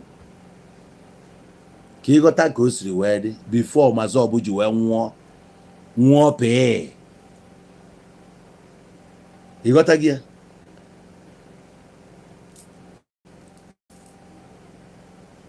ka ị wee ghọta ka o si wee dị na ọ na-aghọta ịdị small mgbe a ọ bụrụ na dị 30 years taa amụrụ 1995 as at 2002 2001 ihe dị bụ 6 years onwe ihe ịma as at 2005 ka ị ka dị 10 years you don't know nothing. If high-handedness federal government ji wee buso ndị Igbo concerning Biafra is a shame na most of you just nwụọ ka ọkụkọ for nothing. You no fit learn. Echikwa another one another group ga-ebinikwe ịmapụtakwa ndị ọzọ ga-apụtakwa bụ ụmụazị nọọsụ kịta dị 10 years na bụ ndị ga-abụ after 5 years na onye ọzọ float kwa another one ha amapụtasịkwa.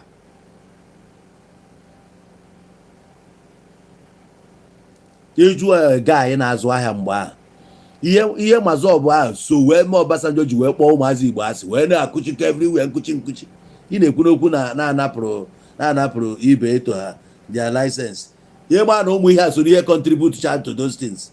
You no go know ụmụ ihe a na-akọsụ ndị Igbo you no go know. Oge ndị be anyị bido biznes pụtalụ mgbe a bụ Turkey biznes Turkey ewee na-esizi Turkey ụmụ Igbo na-esizi egwu a na buru niile a wee dị a ọ bụrụ na ama mgbe a ndị bụ adọtụ mgbe a ndị na-azụ ahịa ọ bụ iji anya wee fụ ịma ka esi esizi ahịa ndị Igbo mgbe a na-akụchikọ in fact revoke license niile ndị na-eme clearing and forwarding maka ndị Igbo juru ya anakọ ha ncha niile their licenses.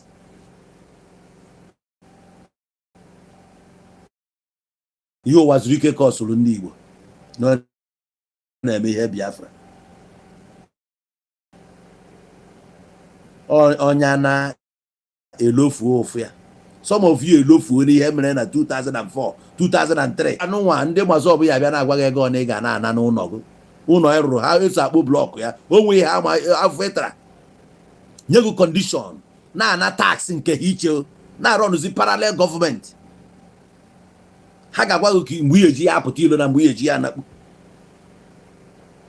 bụrụzie goduo na-asị mba ụwa zuru ike kwa ụwa zuru ike na-enwe okwu onye ọ bụ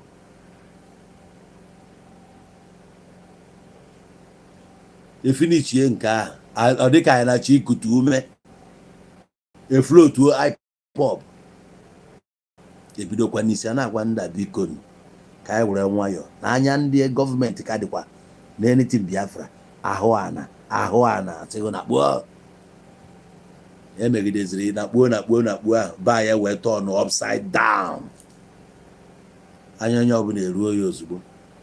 Ụfọdụ nọ ebe ha nọ wee na-eme mkpọtụ a na-akọgheri anatabekwa Nigeria since 15 years. Ụwa ka na-achịgharị ha ebe ha nọ. Ụwa na-agbagharị ha fim ebe ha nọ. Ha erijukwudo afọ ụfọdụ adakwụnye ụgwọ one room ebe ha bi. Ha ka na-ebinyelụ mmadụ ebinyelụ. Ụfọdụ amaazị wotodu eje gbakwuru nwaanyị obodo biri nwaanyị obodo di ya na-asa efere fọmụ ya na-eku nwa adịrị ebe ahụ wee tie ọnụ na-akọgheri egwu ya okwu ọ chọba ọgụ they are not ready to dialogue. Ha dị ready ka gị na ha kwuo okwu ka mmadụ ọgụ mgba ebụrụ nke ịkpọpe line kịta ha kọlụọ in ababa mgbe ịjụọ ya ajụ na-abụ ike agwụ ya efu na ndị a na-eme ka ndị agbụrụ ọgwụ ebe n'isi were nwayọọ ka akpa nkata ka mmadụ na-ebi ya ịpụta na comment section ide rubbish ideology ebunyere iche na onwere ebe o bugha eje ebe ka o bujire gị today onwezi ebe o bujire gị edebere na ejeje ana gaba adịrọ mma, nachiga adịghọ mma, it is confused. Reality set go in ka ị wee ghọta okwu ọbụla i kwuru, you account for it.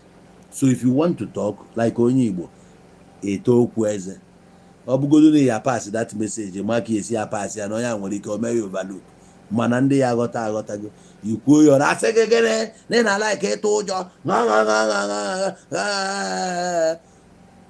na-agwa ndị a n'ọkwa na be ụjọ ka a na-atụbe dike aka.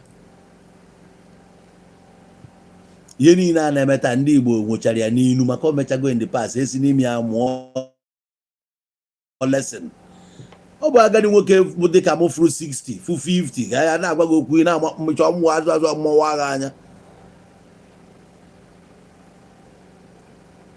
Ịma ihe mere na wọ amụba nne gị mgbe a sef yakọ ebe a na-agwa gị na-efisi kpakakpaka na ebe say gbari everywhere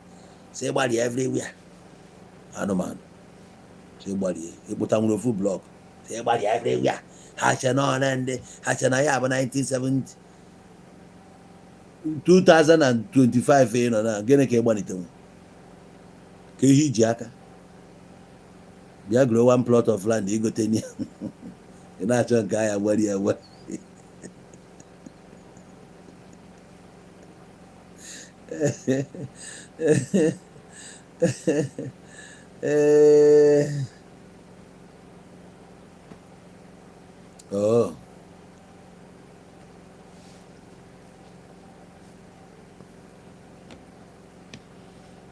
A na-akpọ ọgụ sabo efulefu janjaweed aka ya na-ekwugheri na reality esi mba. Ịma na anyị nwere ezigbo lọkụ na Nnamdi Kanu. Lọkụ anyị nwere bụ na civilian na-achị.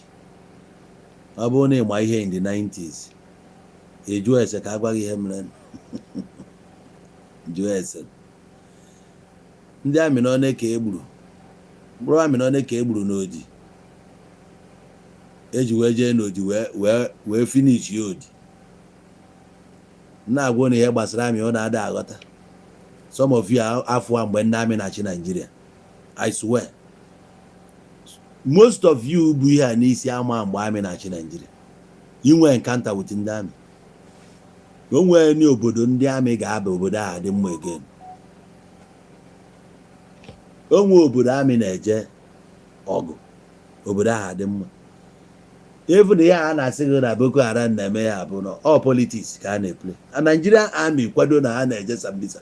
O nwere ofu mkpụrụ ahịhịa ya kwụ ọtọ na Sambisa ma ọ bụ na Nigerian army jee dị ya, ma ọ bụ na ịma Nigerian army ọfụma. Ewepụ politics dị na destin a na-eme na Sambisa, ọ ihe abụsi egbe abụ ndị ga-efesi Nigerian army. Ịghọta Nigerian army ọfụma. Ọ bụrụ mgbe ndị amị na-achị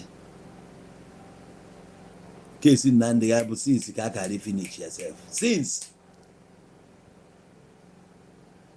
Nna agwa gị ịchọ ime research jụọ ese jee bido na Dakaboro, Isaac Adakaboro jee bido mgbe a ọrọzi kịta ka ya na-ekwu na emere ku ndị a mere ku enugo ihe mere ha. Ọ bụrụ mgbe amị na-achị ee na ọnwa obere oge ntị ya enu gbam onye ọbụla na-akpuo NTA ya ọzọ ga-anụ my fellow Nigerians ịma na Abacha abịa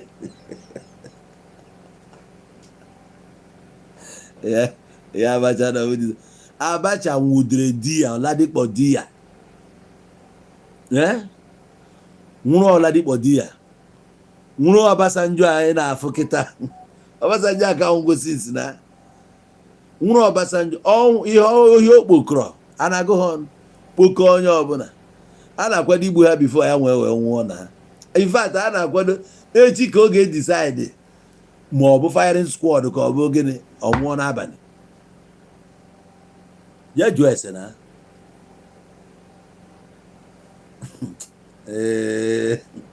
ịghọta ihe a na-ekwu na Nigeria. Lọkụ Nnamdi Kanu nwee bụ nọ civilian na-achị. If not ekwuchago okwu ya since. enwe ndị mere Q mgbe a survive ya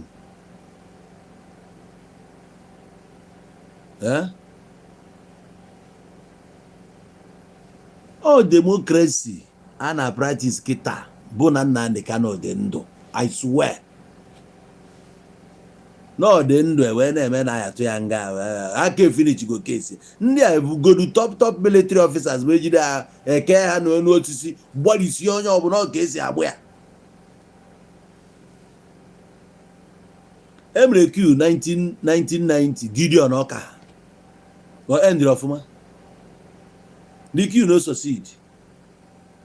Efinichi ya Tinubu a na-achịgo kịta agbụrụ ọsọ na Nigeria gba ezigbo ọsọ mgbe ha fọmụrụ na DECO National Democratic Coalition ka e wee fight ya military ka e nwee handover because na anụlọ June 12 election.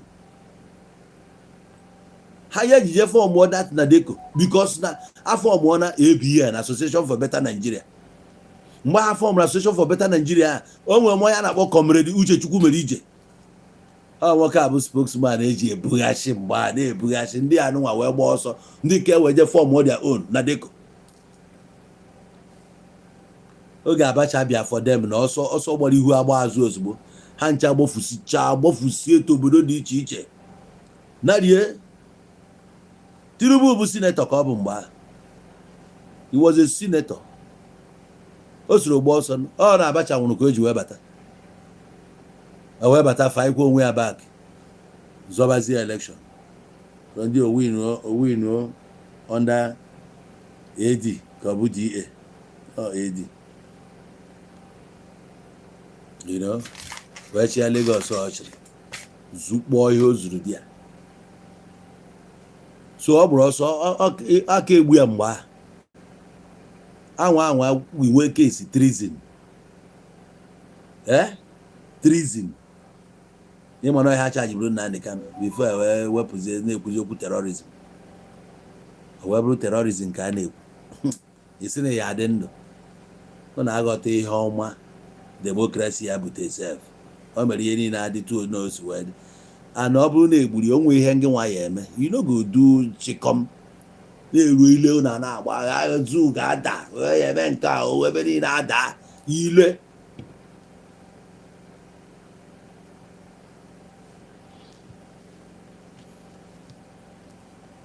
Anyị kene Chukwu na nwanne anyị dị ndụ Arinze demokrasi na Anambra steeti na-asọzi anyị nsọ tata. Ọ na-abụ gịnị butere katakata ya bụ ajụjụ anyị na-ajụ. Gịnị butere katakata ka anyị na-ajụ?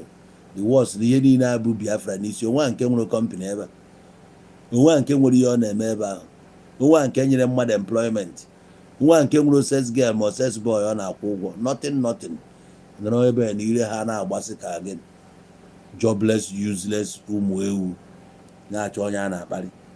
Ezi nwanne emesofu thank you Alliance for Democracy yes AD ọ platform o ji wee win na election mgbe ahụ ma ị mara ha nwa na-eme ihe Action Congress AC eziokwu na-akwụ ọtọ ngwa gị ya ka o si wee dị ihe na-achọ bụ ka na-epenti ka ọ weta ọgụ ụtọ nche ma njakịrị nche gwa pịọ ngwa pịọ bifo ihe ọbụla ga-eme buru ụzọ jee mee research ka ị malụ ndị bughị ụzọ wee gaa this route or route ka ị malụ ebe ha end up. I wee na-akpọpụta gọvanọ gị na-akpọ your governors na ha sọpọtụrụ ihe a na-eme why ịma ihe onye abụ gọvanọ ana onye a nọ under oath akpọgụba n'ime ọhịa jee gbaa agụ ndụ nke gị ịma na ya nwa na-otekiri oath. Ọ bụrụ na ịma ka nkọwalụ gị ka o si take oath gugodu national pledge Nigeria gugodu the pledge I pledge to Nigeria my country to be faithful loyal and honest to serve Nigeria with all my strength gezie ntị to defend her unity. ịmana na-ekwu politics o nweghị ọnụma to defend her unity ọ iyi ọ ṅụrụ iyi n'oge defend the unity of Nigeria before na-akọl ya out ya bịa mee nka o nwere iyi ọ ṅụrụ ọ nọ under oath the same way ị ga-eje na court before anything nọ under oath na everything ị ga-enye ebe a You say here must be truth and nothing but the truth. So help me God. You know, go under oath. So ihe ọbụla i kwuru mgbe ahụ bụ asị, a ga-eji ya wee tụọ ọrụ nga, because he take the oath na court a before the judge. Anọ ya ka iji akpọ ya my lord. My lord. Ajụọ gị ihe ọbụla, ihe ekwu ebe a bụ eziokwu, because he nọ under oath. So the governors through these people ha nọ under oath also. Enwe oath of office, emere ha induct. You can't just become a governor. A ga-eme gị induct. Etu abụna before bụrụ ụkọchukwu, before achinye gị key this church, a na-eme induction. Ọ bụrụ na ebra court, a na-eme induction. Ọ bụrụgodo court, a na-eme induction. And ị ga-anọ under oath, because o nwere ndị kwadoro gị ebe a, o nwere institution ị na-eme operate under. So ị ga-abide by the rules, the regulations, ya ka ị take oath.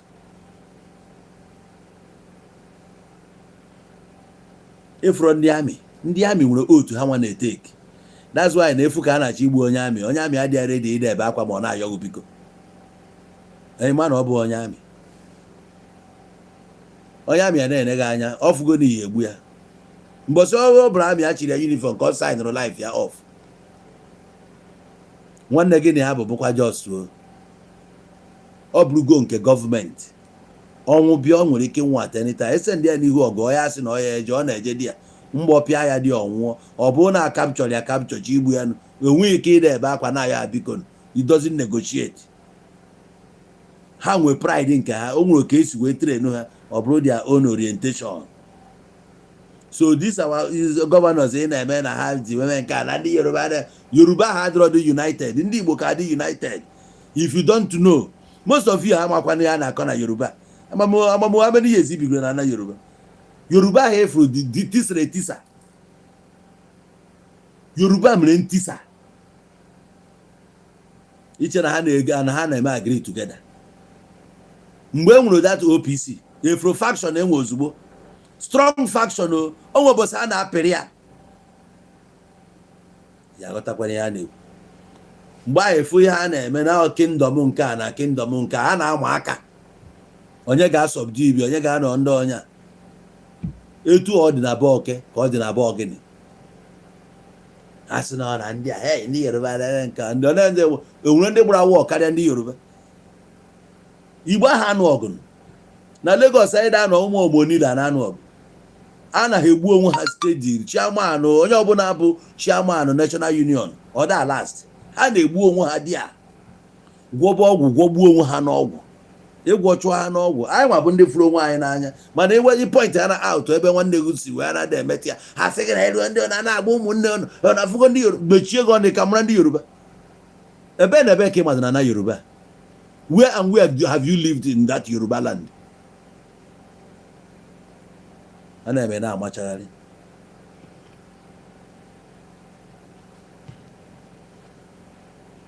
N'ịkpọpụta ha bịa na ha kwesịrị pụta for who na onye nyere ha respect ka onye believe in the system. Ọhịa niile ka ọ ya bụ ịnecha uche ga adị n'ihe ị na-eme. Ọ bụ if you loathe them, you don't love them, you cannot align with them, then why in times of trouble you are expecting them to show up for you? It's not possible.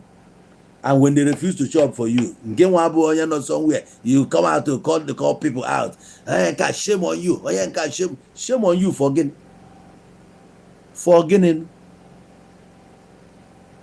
Onye na-asị shame on you, ọ ga-ekpatara ego. Mgbe ọ na-eme campaign, isi eme campaign. Some of them chiri eme campaign, esi na mmadụ agha apụta for their campaign. Ha mgbe ha megidere manova gide wee banye di ya. Ịpụta taa, iwesi abịa kwadoro ịkwadoro ya mgbe ọ na-eme campaign. You didn't stand for him. Ije sawasi obi ndị mmadụ against him ka ndị mmadụ kwụrụ ọtọ kpụ ya asị. Ọma na-ejizie banyezie di ya. Some of them na-eme sacrifice na afro. Sacrifice ha mere to become the governor today. Agwago me ya, you no go gree do am. ọta afụfụ ahụ nye ọnwụ banye di ya ihe ọ pụtara ya pụta ịpụtazie taa na-asị ya shame on you. Ọ gị nwa ka anyị kwesịrị isi gị shame on you. Enwe obodo dị mma, ndị Hausa na-ebe, Yoruba na-ebe, Igbo na-ebe, everywhere a na-ebe, onwe onye ahụ fụrụ. For that reason ihe ọbụla a na-eme bụ alụ alụ. And ị kwesịrị ịma na after that war ihe emebiri. For that reason onye ọbụla ndị ilo gbara gburugburu na-ejizi alụ wee aga. Egwu uchezi ka ị ga na-agba. And ị nwere ata ike inwe one plan uye erucha C, plan A, plan B, plan C. Ọ bụ na anụmanụ nwere ike tụọ ọnụ nwee plan B jee tie ntị somewhere.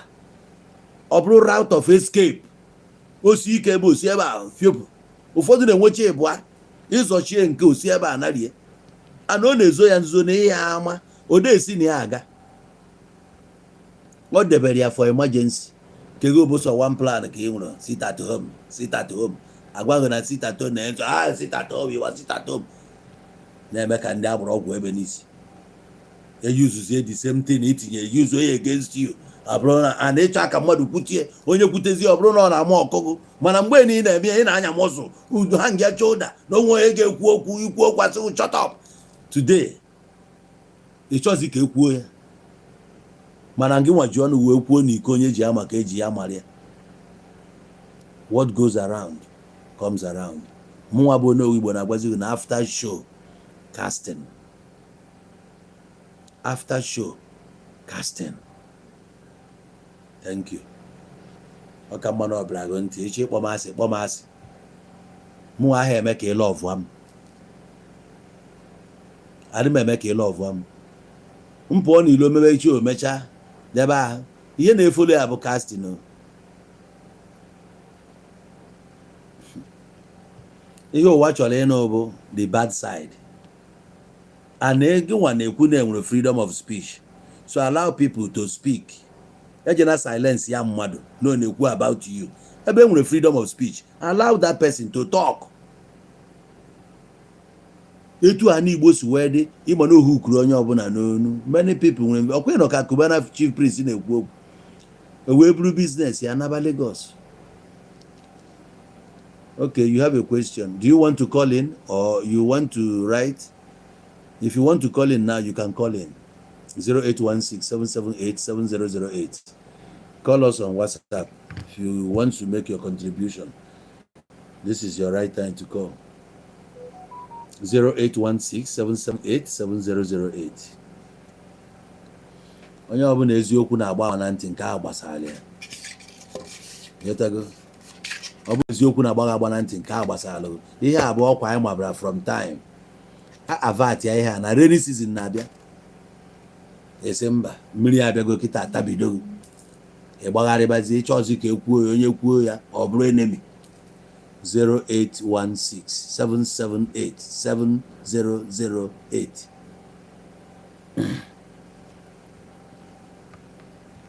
Mgbe anyị na-eme ọ na-atọgụ ịma na ihe emecha bebe akwa. You don't know.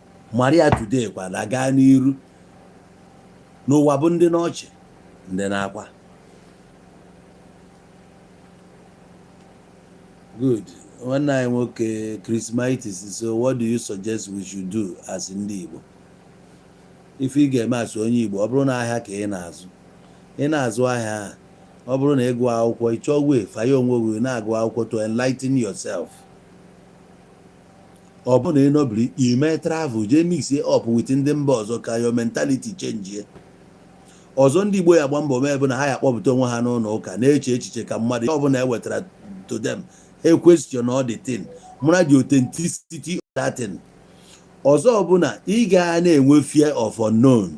You must conquer your fear by face ya headlong. Ihe adị na politics ya na-achụ ụlọ ọsọ o nwee ihe dị na ya banye dị ya ka ị mara ya na-eme ka ị wee nwee ike wee benefit from government. Ekwuru okwu recruit ndị amị na-asị ndị Igbo ejena ndị Igbo gbasịsị ọsọ na amị echi na-anụ na onye abụ chief of nka asị na-agụpụrụ ndị Igbo ọ bụ captain ka a ga-enye. Now can I take care from this caller? Hello. Hello. And when I greet you, good morning. Good evening, or no? Thank you, man. How the norm? You're welcome. Yeah, I was watching your live, and you were speaking actually the facts. Thank you. Although our people sometimes are too emotional to think, what kind of outcome do they expect? Even every action is supposed to have consequence. Of course. I don't know why people, when you're acting, you believe that, okay, after all this acting, that everything will just become normal again. No, nobody will ask questions. Nobody will you just keep acting. You just keep acting without consequence. Can people start thinking like this? I don't know. Because Nnamdi Kanu himself, the way he was acting, as if he acts as if there's no consequence to his actions. Who is going to take responsibility for what happens in Igbo land? Who is responsible for all the bloodshed? Who is going to? I don't understand these people, honestly. So all these things that happened in the past few years, all these people that got killed, so nobody will account for them. What is going on? What is wrong with our people? This guy should take responsibility. That is what. If he's not a coward, honestly, if he's not a coward, he should have taken responsibility for what is going on. Honestly, what is he playing at? Because if you watch the whole trial, he never for one day articulate the principles of what he was fighting for. What is the essence of what you're fighting for? It's always, he's always arguing about not having jurisdiction and stuff like that. But that is not the case. That is not the case. The case is the principle of why people are being killed. The principle of why you declare it at home. The principles of why you give order for people to be killed. That is what you should articulate. That is what you should speak to, not argue law with a lawyer. Why are you arguing law with a judge? As if you know law more than the judge. That is stupidity. Honestly, the guy should speak to why he was doing what he was doing, which he failed to do. Honestly, if I was IPOB, I would be disappointed, like you said. You see a Pego Ampe, because he never really speak for them. He never really mentioned IPOB for once. He's only out for himself. Everybody can see it. I don't even know why Igbo people, some of them anyway, are fighting for this guy. Did he speak for any of the people that died, any of his friends that died? Ikonso and Co. Did he speak about any of them? He didn't. He didn't. So everybody should just learn from this nonsense, because it doesn't help us. My brother, let me go, please. Sorry about this. No, thank you. Thank you for your contribution. If you could pure coach word, Dalo. Thank you. Sure. So the point here is this. I had a kuzioku because if maybe go mmanụ awufugo bụ na awufugo. All for ndị ga-apụtakwa echi, because this is the way we sounded it. Na nke wazuru ike eme na ya afụgi ya. Na-agwa ndị a nakwa ihe jeka imen. We sounded this warning from on set that this is the inachievable, especially in this manner, is never gonna work. I say again, finally now, from the very day they prescribe IPOB can know where for the depth of onye ekwelu ndị a. Onye ekwelu ndị ọ ga-adị ka ịmụ ihe bụ terrorism. Ịmụ ihe dị ihe akpọrọ terrorism. You don't know. Onwe ebe a na-ekpe ya n'ụwa niile, ada ekpe ekpe. So you prescribe another thing. Hi. Nsi unu nna na ọgbajigo kwadoro. Ọ bụkwanụ na-ekopụta onwe unu na prescription a na onye ọbụla ya agụgbara na ya ata afụ. Nwanne ya mụ na gị nọ na-akọda akụkọ na-eme Nnamdi Kanu. ịma ndị kugoro ezi 4 years 5 years na 7 years na because of Biafra. Even na achọ ihe a ga-eme ka egbuo ogu elebela ọgụ IPOB naanị Igbo a achọ iburu ugwu elebela ọgụ IPOB. So onwe polisi ga-afụ gị n'ụzọ ụdị ego oge ekwu ọ bụrụ na eweta ya elebela ọgụ IPOB agba gị. Esi m Lagos drive ọ na-anata saịdị Binia ka ndị polisi kwụsịrị mụ na polisi aba mba mụnwa etigo bifo ya nwana na-atụgharị afụ ma apụta m aka erugo m nso onye nwa atụdo m egbe wezi ya nwaanyị ga-eji na-atụ m egbe mpakizie moto na-ajụ ya nwaanyị ga-eji na ọ sị na mmekịta ọnọ mmekịta faya nsị ya onye ka ị na-afaya ya faya nna gị nwoke ya faya etu nsi wee kwopụtagodi n'ime moto m. ịma na soja is always a soja. onweghị ndị guy bichara South Africa nata ị ga-emenwe intimidate. ihe a dị anyị mbọ ọ dị anyị n'ime ọbara. nna onwe ihe na-atụzi anyị ụjọ. nna m si na moto ndakapụtasị ya gịnị ebe a ka m nọkwa afụkwa m ndị apaki sikwara onwe ndị apakịrị apaki ndị mma m. so ofu onye polisi asị m na ọ dịkwa ka ndị mmadụ ọma m wee nsị ya yes na m ada ezo nzuzo. nsị ya moto m ọ na moto anya ọfụma ọfụma na moto a bụ customized na mmadụ ezo ezo ka nke niile na-aba wee chi igbu nsị ya na ebe ịkwụ kịta kwesịrị ịkwụ ebe a si n'ụzọ pụọ chief tuo n'akụkụ onye ga-akwụsị unu tinye ndị a niile anyị kwụsịrọ m n'oge ọ na-esi ọnwụ. o nwere onye nke polisi ha na ọnwa obere sị ka anyị jebe na steshọn.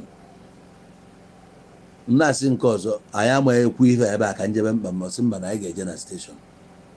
o mechaa wee sị m ọmụ ebe anyị kwụ kịta nke a na-agwazi ugbu dimenti nji ya na-aga ọ sị ma ọ fụrụ ebe anyị nọ kịta sị m na mba n'ime ọhịa kịta afụ isi ụmụnne m dị ebe a. ihe a bụ oge SARS na-agbagbusi ụmụazị be anyị n'ebe a ka a na-akpụba ha. enwere ike ha were fonu ga-azakọ ego niile iji kpọba ha ebe a gbaa ọnya agbagbuo ya ebe a ka ha gaa si na nje ebe a ma afụ skọs ụmụ Igbo. nna ihe na-ekwu bụ nna ka anyị jebegodo na steshọn a anyị drive ọ gaba na steshọn ruo paakị ya jegwodo ofu onye polisi nke a na-aba mba aghala m ya jekwu onye ọzọ si anya m siga ka nse ọ na-ene m si ya ka na have stick oyibo m adị ya ka nke ndị ọcha o were anya ọfụmago nwa Amerịka onye m dị siga mụ anaghị adị siga laịtị anya fụọ dị anwụrụ fụsie ya ike mkpọ ofuke ndị si akpọ azị mkpọ ofusi ya ka ebe ha na-eri nri ebe a onye polisi wee gosi m bacha nke a bụzi mama put nke a bụ grand mama put nkiricha wepụta wee say police is this where you guys eat? I said no I can't eat here. I said maka gịnị sị hi how can I eat here? I said when I'm a big man now we na here because I said make we go inside make you write statement say me write statement in this station. So if like say you don't know who I be I have my name station the police in there I can and I back what I can say my friend let's go outside. I said no you right here say let's go outside first. I have to outside when I say be like say just dey learn this work you see big boy wey go collect your own put for pocket. You know just statement I say do something I went for that say nilo wee manya aka wee were 5 kpa wee nye nke anya dị mma obi efochaa ya nke a na-akwu okwu ide statement were 2000 ya ịgbakwa nke na na-ama mba na ya mama egbe bịara asị ma beg asị ma beg my man say I no be you say you go shoot me I say don't find me you know she say son too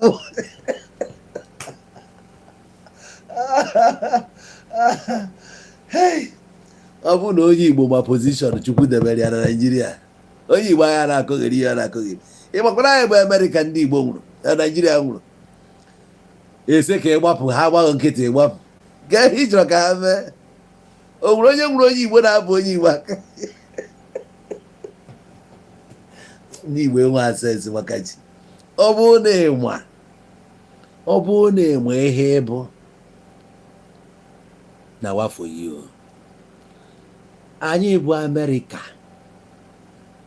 obodo niile ndị Igbo bara ha nche niile dịsị ndụ taa.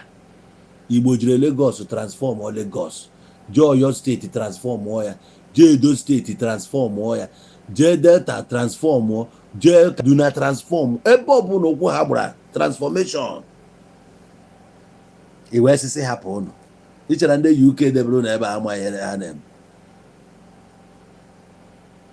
Maka ọnọdụ ka moto ị nwere na ịgba ya mmanụ o wee ebe a na-eje mmanụ agba na Naịjirịa bụ ndị Igbo.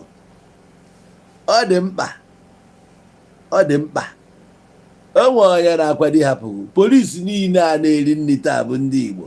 Ịgbakwa ego ndị polisi na-akwụ ka ha wee bịa ya kwụrụ n'express ebe ndị Igbo si arụ. Ọ na ndị IPOB na-eche echiche maka chi. Ha ga-ama Naịjirịa atọka, obodo atọka.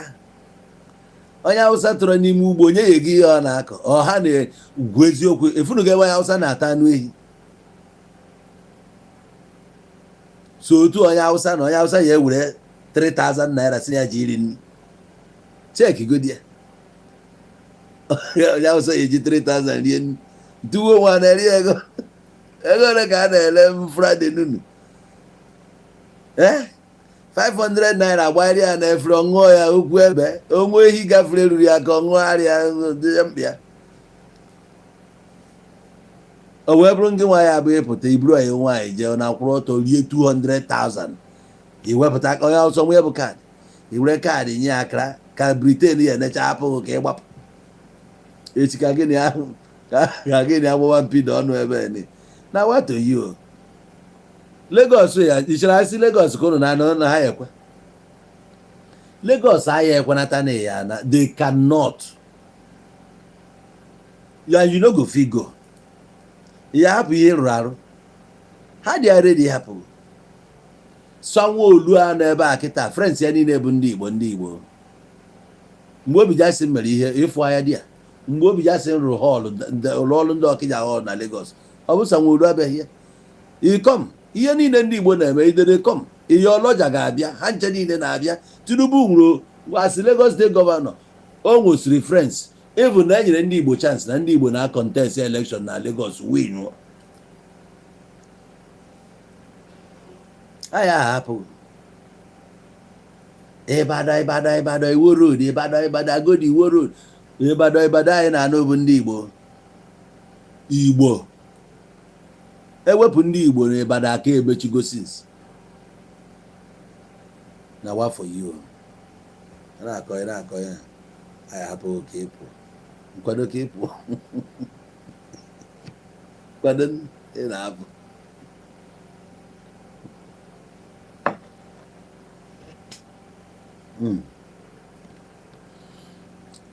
So nke mere emego nwanne m ihe na-achọ ka m draw the curtain now. In summary, Nnamdi Kanu emee na nke ya ọ dịgo ka o si wee dị. Echi iche ikwu okwu ichepụ ọnụ ga-echepụ gị nwe nwanne m na-anụ ihe na-ekwu kịta. Ịchọkwa ịbanye into freedom fighting, inekwa anya ka ịfụ nke mere eme wee were ya wee mụrụ akọ. Ụzụ na-amara akpụ egbe, ụzụ na-amara akpụ ogene ya na egbe anya n'ọdụ ka ntụkwa dị inu ọzọ. Ụzụ nya blacksmith onye na-akpụ ụzụ mana ọ marọ ka esi akpụ ogene. O wenite anya ma egbe na-efefe ọ na ya anya n'ọdụ ọfụ ọdụ egbe ka o wee nwee ike mara ka o si ya akpụ ogene ya. Ọzọ mma gwa bụ na ọ bụ na nwa mbụ ejeghị ije na nke ịbụ ada agba ọsọ. Onye ndị ilo gbara gburugburu bụ alo ka o ji aga.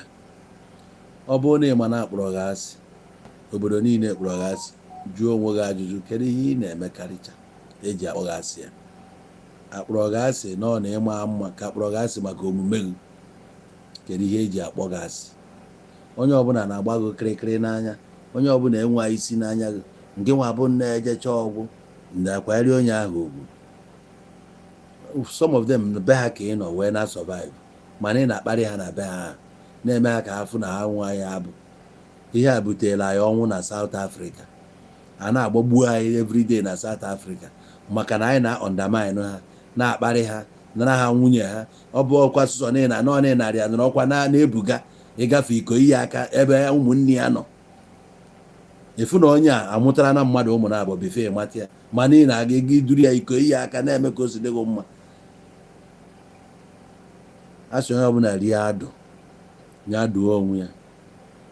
Iwere nwayọọ eme egbenu ka egbenu wee zuo olu nri, mana ofu mkpịsị aka lụta egbenu ọ na-ezukwa aka niile ọnụ. That's why ị ga-eji dị careful. Isi kote ebu ọ ga-agbụ ya. Uche gị dị n'ihe ị na-eme. Onye Igbo adịghị ekwu okwu gbọwam. Onye pụta kịta ọsị nna na ya aghọta ka esi ya aghọta. Ịma na ndị Igbo na-enwere ihe a na-akpọ inu, nwee nke a na-akpọ akpa ala okwu. Iche na ha na-agbaba ofu ihe. Ị nwere ike iji inu wee paasị ya meseji, ma ewere akpa ala okwu, ma ewere akụkọ. Ịkọba akụkọ akọcha, onye nwere sensị, onye Igbo amarago onye a na-agwa, mana ịkpọ ya afa. Mana taa ihe apụta gboo amịkpọ onye ahụ afa kwuo, ewere eke buru amapụta na social media. Hey, that's how they intimidate people, this and that. Onwe onye obi ya na-eri nke ọjọọ. Kwali onwe gị ugwu. From 2025 a na November to December, ekwekwana ka ị bụrụ a victim of ihe nwere isi n'ọdụ. Anyị agba ebe akwa ka ndị nwere amara ihe. Next time mmadụ na-elesi gị ideology, think and rethink. Thank you very much. Thank you for your time. You can now bring this question forward tomorrow. You say you asked the question, do you think that appealing can help in this matter? Onye na-eme appeal, alọ ejimaka ya eme appeal. Ịnụ okwu agwara ụbọchị a. You reduce yourself to a mere consultant. Inwe ngabasị. Ịbụ a ridicule to ife a na-akpọ law. Ifeanyị eji ọfọ wee finish kọ ha na-abụ. So ke hope ị nwere dị ya.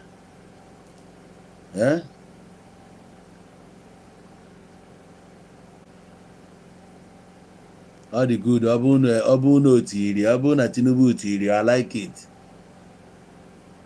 Ọ bụ na otiri ya, si de ọsịsa ndị polisi ya from the VIPs, si napụsị ahịa. Ọ dị good. Ha jikwu ya ma ya intimidate. Ihe arụ ụzọ nke nwaanyị na-amaneji, ọ na-abịa agba ha siren, polisi ebukere egbe bịa mebe ka o si dị ha mma.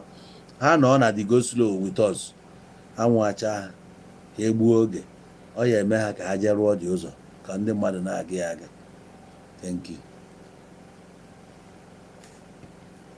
Are you from Olu? Okoro? Mba. Abụ m onye Anambra State.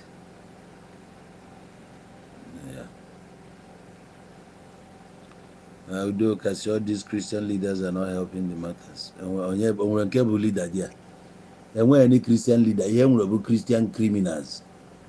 Ndị a bụ ndị ori na-asa phone dey poor wee na-enrich themselves, building hotels and mansions, building apartments, securing good contracts for their brothers, sending their girlfriends, wives and wards abroad. How they live large. Chefuo na servant of Jesus Christ, a poor fellow. Jesus himself was a lowly servant. These are not servants. They made themselves, and most of them were occultic people. How they highly occultic, so they are not there to serve your interest. Their own interest counts. That's why I say no kapwa. And those of them, most of them will not be happy with me.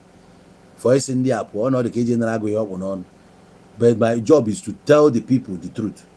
What you are doing there, you are wasting your time. You are just enriching these people. Imagine a pastor now saying, "I God $1 million." Into which account ka ekwunyere? Before you went on, you God $100 million. Yo. To which account? Nke account God who provide rekwere ego. Anyị mepe ọnụ a na-akọghị erisi.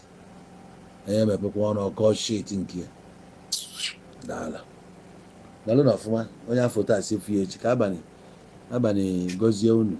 O were ozi ya nụnwa paasị ala ụtụtụ na anyị na-ekwu na ọ ga-agazi nwoke gazielu nwaanyị.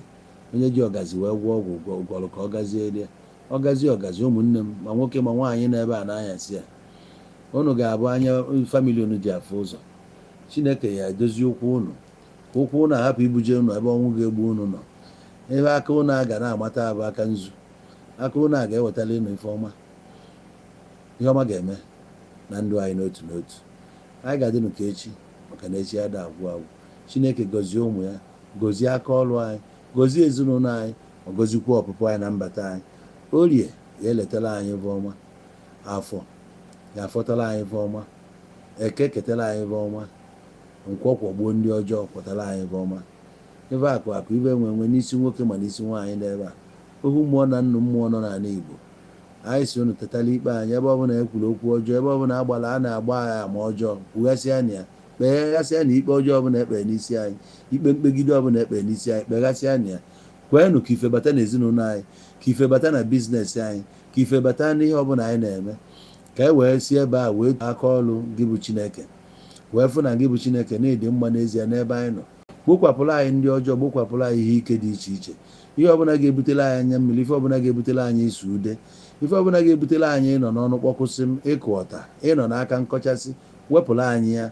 Mee ka ọpụpụ anyị mịta mkpụrụ, mbata anyị bụrụ akụkọ ọgbaama na onwe ya, na onye ọbụla fụrụ anyị ga-afụrụ izu na ọ ga-eji wee kenee Chukwu, ma nwoke ma nwaanyị n'ebe a. Ka m na-aga ọfụ a wee sị na Kafara bụ ndị na-abịa na Onowu Igbo TV, ndị na-asọpọtụ ife Onowu Igbo na-eme, ndị na-asọpọtụ my own ministry. A sị m na ihe ọma ya akọ na be unu, ọnwụ ike ama abụ nke unu ga-ebi ndụ unu, fulfill your days, mee ife, mezuo ife ịbịala ime ebe a. Ị ga-azụ ụmụ, mụta nwa, mụtakwa nwa ga-amụta nwa. Onye abụ ndụ ebe anyị ga-adị ka osimiri, ọganiru ka anyị ga na-enwe. Osimiri ada ata ata, ihe ọma anyị ama akwụsị. Ma ị nọ na TikTok, ị nọ na Facebook, ị nọ na YouTube na-awọchị m n'abalị a sị m ihe ọma mee lụgụ. Onwe ndị buru gị ihe ọjọọ n'obi, dịka chi na-efopụta ihe ọjọọ, echiche ọjọọ niile ga-esi n'obi ha gbasaa. Ngị bụ onye na-anụ ihe na-ekwu, asị gị ma ngị jidekwa ogu, jidekwa ọfọ. Ihe na-achọrọ ka eme ga-eme ya mmadụ. Anọkwana ebe a ga-agba izu imegide mmadụ, maka na ị nọrọ ebe a gbara izu imegide mmadụ, otu a ka esi agbakwa izu megide ngị nwa. Chineke gọzie unu, nọnyere onye ọbụla n'otu n'otu. Nke ọbụla bụ nke onye na-eme, ngụ unu ji eko nyakwanarị n'unu. Chineke debe unu, ọpụpụ unu na mbata unu ka ọ bụrụ ya goziri agozi. Mgbe chi ya efopụta